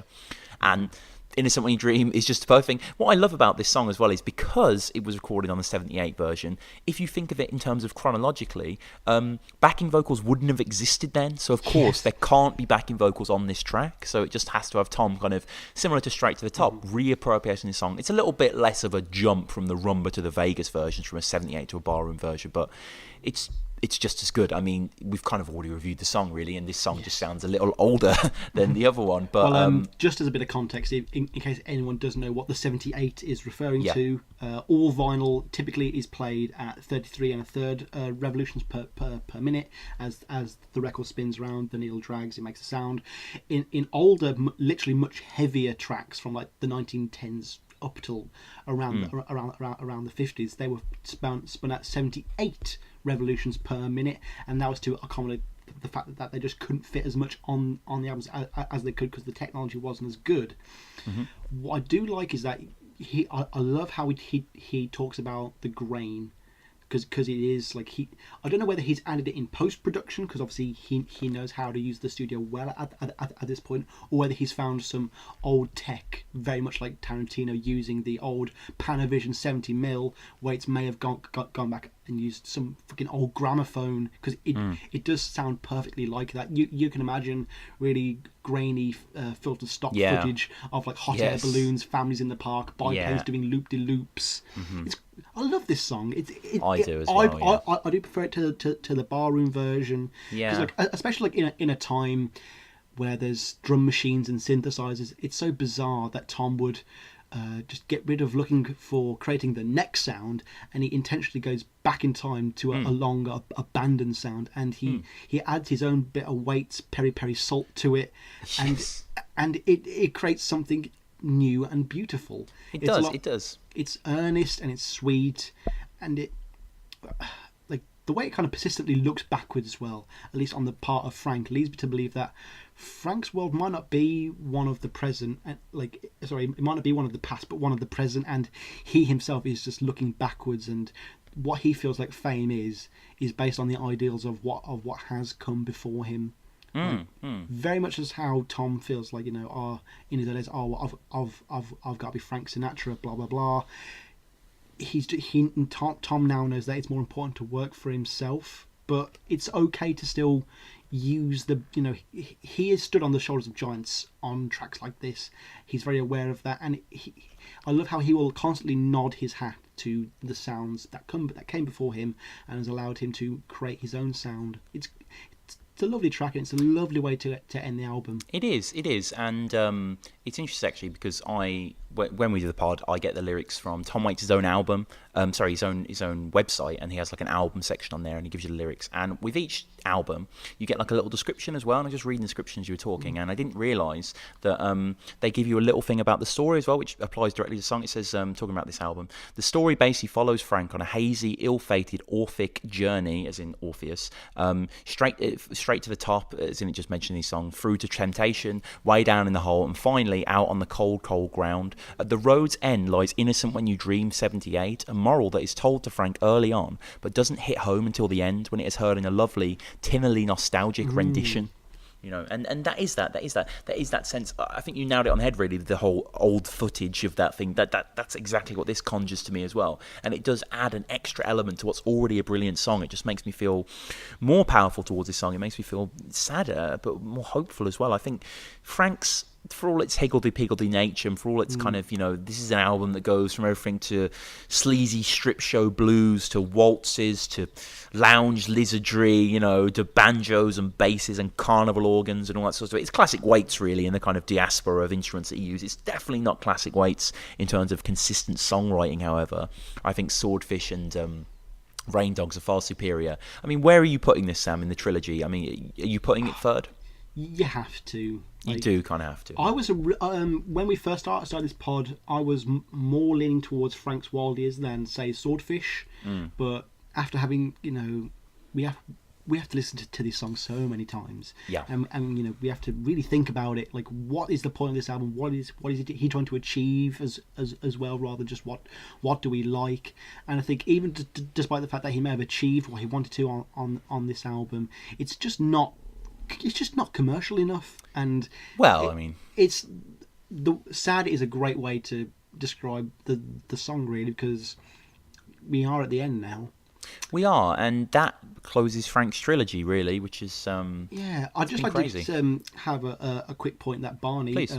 the God Hoskins, came up with. You know what book it is. Go out and buy it. We don't need to tell you. Yeah. We are not sponsored by that book, by the way, but No. but we should be. Yeah. Barney says, perhaps the real point about Frank's Wild Years was its theatricality. These are really songs about performance more than anything. From the pulpit declamations from the preacher, to the drinking sour roar of Innocent When You Dream, to the Lausch Sinatra hallucinating images of Vegas. They make up a real rogues gallery of alter egos. And I think that's a very effective way to look at the album. This isn't Tom being Tom. Yeah. This is Tom being many, many different characters. Most importantly, Frank. So if you want to view this as almost non-official, Waits music, you could see it that way. As again, he isn't trying to be himself; he's trying to expand, and perhaps he's expanding into areas that you don't want him to or that you don't like, but you can still appreciate what he's really going for. Tom, what's your least favourite song on the album? My least favourite song on Frank's Wild Years. I don't want to be a miser, but that is quite tough. There's quite a few tracks on here that I'm not really into. But I think for the pure accusation of it being quite boring and plodding, I'm going to have to go with More Than Rain. Fair enough. I shall be going with Frank's Theme myself. Wow. Okay, that hurts. It rubs me the wrong. It rubs me the wrong way, man. Well, no one wants to be rubbed the wrong way. So, what's your favourite track, Sam? It's got to be Innocent When You Dream 78. I just think it's lovely. Although I pick that with a heavy heart because I'm worried now that you won't pick Way Down in the Hole. Because purely, for anyone who doesn't know, the least successful part of the show, we've been going from strength to strength. The blog's doing well. We've recently broke 2,000 downloads. Yeah. Go us! But the Spotify playlist, which I really had hopes for, because it's the one thing that I'm responsible for, has not had much traction. But we put both of our favourite songs from each album on a Spotify playlist simply titled the Tom Waits Podcast Playlist, where you can see hopefully our journey through the best songs that we think Waits puts out. And I'm worried now, Tom, that you're not going to pick Way Down in the Hole, because I can't imagine if I was listening to this podcast, that the host wouldn't put it on for its own sake. Yes, and also just if you go on Spotify and search Tom Waits playlist, Tom Waits podcast playlist, you'll find it that way. Yeah. I am going to put Way Down in the Hole on there. Oh, thank God. I have to because I love it. It's hard. Like I think it's maybe in my head. I think I love Instant When You Dream 78 actually more. That would have been my pick as well. Maybe the barroom version as well. But I don't want to pick the barroom version. And you've picked the 78 version. That's no fun for anyone. Way Down in the Hole I'm going to go with. I would have maybe on a different day gone with Yesterday's Here, but in my heart of hearts, Way Down in the Hole is a much more fun song, and obviously again caught on the wire in case you missed our absolutely enthusiastic kind of like hitting you over the head with that. Download that podcast, it's brilliant. It's about the wire. So just to wrap up, we are doing our regular segment as we always do. As we close each episode, we review a Tom Waits film, a film that Tom Waits has been in. He might have been it for 5 seconds, like the Cotton Club. He might have been a main star like in Ironweed, or he might have just had a featuring role like Renfield. And today's film is no different really. Tom isn't in it much. Sam, talk to me about Jim Jarmusch's Coffee and Cigarettes. You don't smoke, do you? Nah. Give it up. No, me either. Boy, enough of that. That was enough. 25 big ones. Oh, boy. Finished. Got the energy now. Oh. Hey. Great. Boy, since I quit, boy, just everything just focus. zeroed in. Oh, yeah. Bang, Me too. I feel sorry for suckers. Still puffing away, No willpower. No willpower. Pacifier. Silly.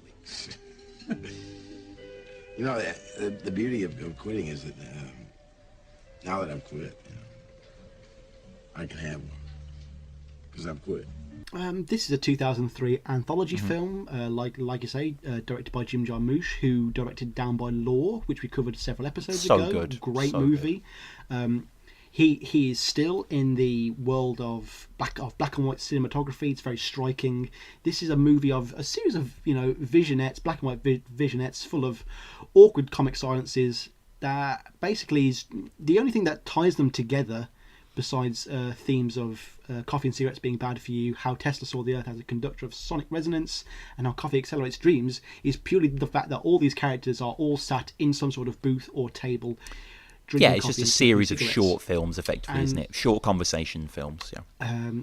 Yes, there's Strange to Meet You, Twins, Somewhere in California, Those Things Will Kill You, Renee, No Problems, Cousins, Jack Shows Meg His Tesla Coil, Cousins with a question mark, Delirium and Champagne.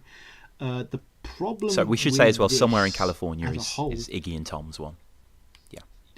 And Tom, I was going to get onto him. He's with Iggy Pop. On paper, that should be great, but unfortunately, the two standout segments for me are the twin cousins. The first one, you've got Cate Blanchett against Cate Blanchett. Yeah. I mean, sublime. Like she's really good in it. This is before like Blue Jasmine and Carolyn, where she's getting all of her buzz, but she plays two parts here. She plays a kind of famous journalist, celebrity, and her kind of... Well, everyone plays their self, don't they? That's kind of what's good about the film. Everyone is playing themselves. She plays Cate Blanchett, which is quite good. Mm-hmm. And then the second one is with Steve Coogan and Alfred Molina, which is just something out of The Trip, which is a great BBC series directed by Mike Winterbottom. But unfortunately, we do have to come up to... Actually, no, just a bit of background. This film, oddly enough, was filmed over 17 years. Roberto Benigni, who also appears in Down by Law with Tom Waits, he had his first segment filmed in 1986. The Tom Waits and Iggy Pop segment was shot in late 1995 during the... Tom was actually kind of tired. He was doing stuff for Bone Machine at this point, and for Mule Variations, kind of doing like press and touring and stuff. And you can really kind of tell. Well, this was before. This was way before Mule Variations, so probably more Bone Machine, but yeah.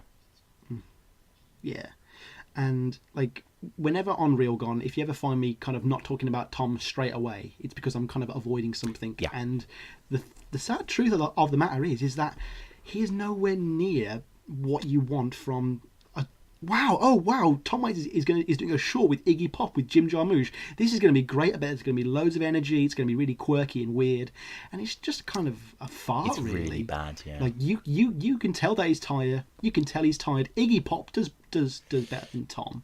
Like, yes, it's very funny that he improvises this, that he's late because he had to perform roadside surgery and deliver a baby in the back of a car. That's very Waitsian. But he comes off as like an asshole. He in does this. Actually, yeah. He Like, constantly at odds. Iggy, you know, he like is this Tom like playing himself, or is this Tom playing a version of himself, or is this purely just something that was a part of the script, and this is, you know, Jim Jarmusch just writing something that he'd like Tom to do? But it comes off as very awkward, and awkward silences in comedy, you know, most typified by things like the UK version of The Office, are very hard to do, and to do it without making the audience squirm, again, is very hard, and Tom doesn't achieve that. And I think the problem with it is that it is filmed over a 17-year period, and the tone is all over the place, as is the quality of all the segments, and would have benefited greatly by just being shot in a much smaller schedule. You know, it's a shame to say that you can tell Tom's tired in this. You know, this isn't Kenny from Cold Feet here, where he's, you know, a joy to watch, you know, despite the fact that the material is quite bad. It's mediocre material done badly, and I feel sorry for Iggy, really, because Iggy gives it his all. He's quite fun in it, and, you know, it is initially quite funny how standoffish Tom is, but I would have liked him to have just enjoyed the medium of being in a film. Other segments that kind of fall short. The first one with Bengini, I don't know what the point of it is. It's nice to see Stephen Wright. The first Twins one, it's okay. We've got Steve Buscemi with the Twins. Seeing RZA and Jizza with Bill Murray. I'm sure most people will know that, Coffee and Cigarettes for that reason, and that is a great scene. Yeah. Of the woo. I think just, as a scene, yes. you can if you listen, you know, you can find it on YouTube. We'll share it on the Twitter as well. You can find the full scene with Tom and Iggy on YouTube. It's like 10 minutes long. Jim Jarmusch actually was interviewed, and he recalled the filming process, and he said that, quote, Tom was exhausted. We had just shot a video the day before for I Don't Want to Grow Up, and he'd been doing a lot of press. He was kind of in a surly mood, as he is sometimes. So Bo Machine, it was Bo Machine. But he's also very warm. He came in late that morning. I'd given him the script the night before, and I was with Iggy. Tom threw the script down on the table and said, well, you know, you said this was going to be funny, Jim. Maybe you better just circle the jokes because I don't see them. He looked at poor Iggy and said, what do you think, Iggy? Iggy said, I think I'm just going to go get some coffee and let you guys talk. So I calmed Tom down. I knew it was just early in the morning and Tom was in a bad mood. His attitude changed completely, but I wanted him to keep some of that paranoid surliness in the script. We worked with that and kept it in his character. If he'd been in a really good mood, I don't think the film would have been as funny. Well, it wasn't funny. So, you know, it's not as funny. It just wasn't very good. Like, as you say, it's a missed opportunity. It's fantastic to see Tom in this cool art house film where everyone's having these little vignettes and stuff, but his vignette isn't very good. Most of the vignettes aren't very good. Coffee and Cigarettes is a fun idea. It stays at that. Yes, it's a very fun I'm idea. a huge fan of dialogue-heavy films. Like, I love, like, Dinner with Andre and 12 Angry Men and stuff like that, but this just doesn't... It's very lackluster in its ambition. Like, we've got a great variety of characters with a mind-boggling cast, incredible especially cast. since, you know, where they are in their careers now. The setups for the most part are pretty cool ideas. I think the Jack and Meg White Tesla call thing is horrifically forced and sounds like something, you know, a kid in like in secondary school would do with his rock idol. But, you know, visually it's very interesting, despite being seemingly very samey, with static shots of two people sat down at tables.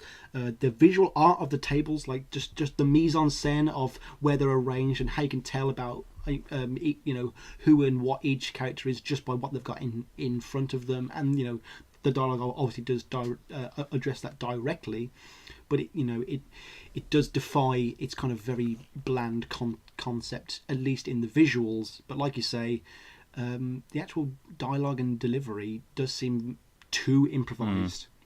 Like, it probably could have benefited from a much tighter script. And you know how, like, there are a lot of things that are like callbacks to earlier skits, saying like, oh okay, they're talking about coffee and like cars and stuff again, and Tesla, and those are bad for you, and you're having coffee and cigarettes for lunch, that's not healthy.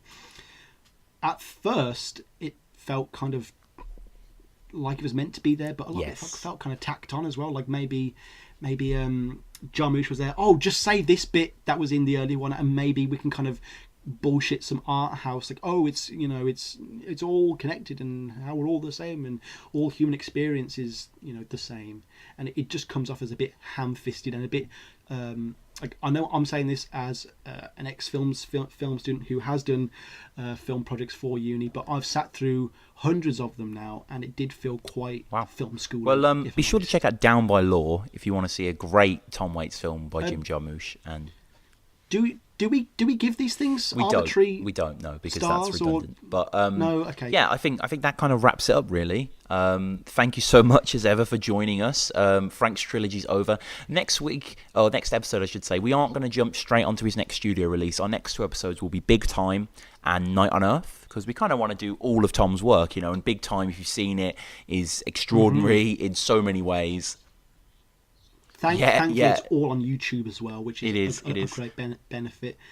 And just as a little teaser, I have no idea what Night on Earth is. I've never listened to it, and I'm really looking forward to it. I think it's the only thing on the entire Tom Waits podcast where I might be going in blind. Well, it's mostly instrumental, so I mean, it should be a little bit easy to get to grips with. But Dragon Dead Priest is on our Best Instrumental blog as well, to check out. But as ever, thank you guys so much for listening. I've been Tom Quee. And we've been Down in the Hole. He's been Tom Waits. And thank you so much. If you want to get in contact, TomWaitsPodcast@gmail.com, @TomWaitsPodcast, our blog as well, Down in the Holes. That's TomWaitsPodcast.wordpress.com. Thank you as ever for listening. We recently... Please. We recently broke 2,000 downloads, which for me and Sam is more than we could ever imagine. It's quite incredible. So we're going to keep making them as long as you keep listening. We love Tom Waits, and we... share it with your friends and stuff. Like, I know, like, all of our friends that like Tom Waits, we've told them about this, because we know that very much in the same way that Tolkien, he had to write the Lord of the Rings because that's the kind of book that he wanted to read. This is a podcast that we wanted to listen to, so anyone who is a Tom Waits fan will love this. We have made this for fans, and also for people who are like coming into listening to anyone, really. But that wraps it up. So we'll see you next time at Big Time. But until then, see you later. Bye.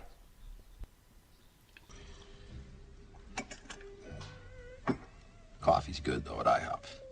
Oh, you like a coffee down there at IHOP?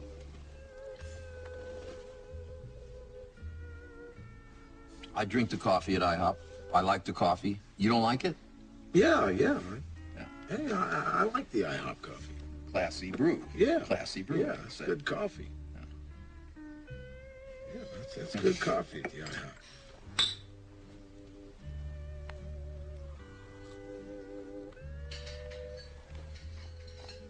Wow, almost forgot. Listen, I worked with this drummer the other day in LA. And this guy, man, his name's Giant Robo. Yeah. And he's clanging and banging it really hard. Man, I thought of you. I mean, maybe you'd want to... This is somebody, I think you ought to check him out. Oh, yeah? You mean, you think I need a professional drummer? Like, I'm not good enough? What are you talking about? No, but I'm just, it's a musician. I thought, I just want to tell you about this guy. It'd be great, man. I mean, it's like hard and industrial, and he's beaten, and I just thought, wow. Well, what are you trying to tell me? I need a drummer? I could use a drummer? I'm not, drumming on my record sucks, or what are you saying?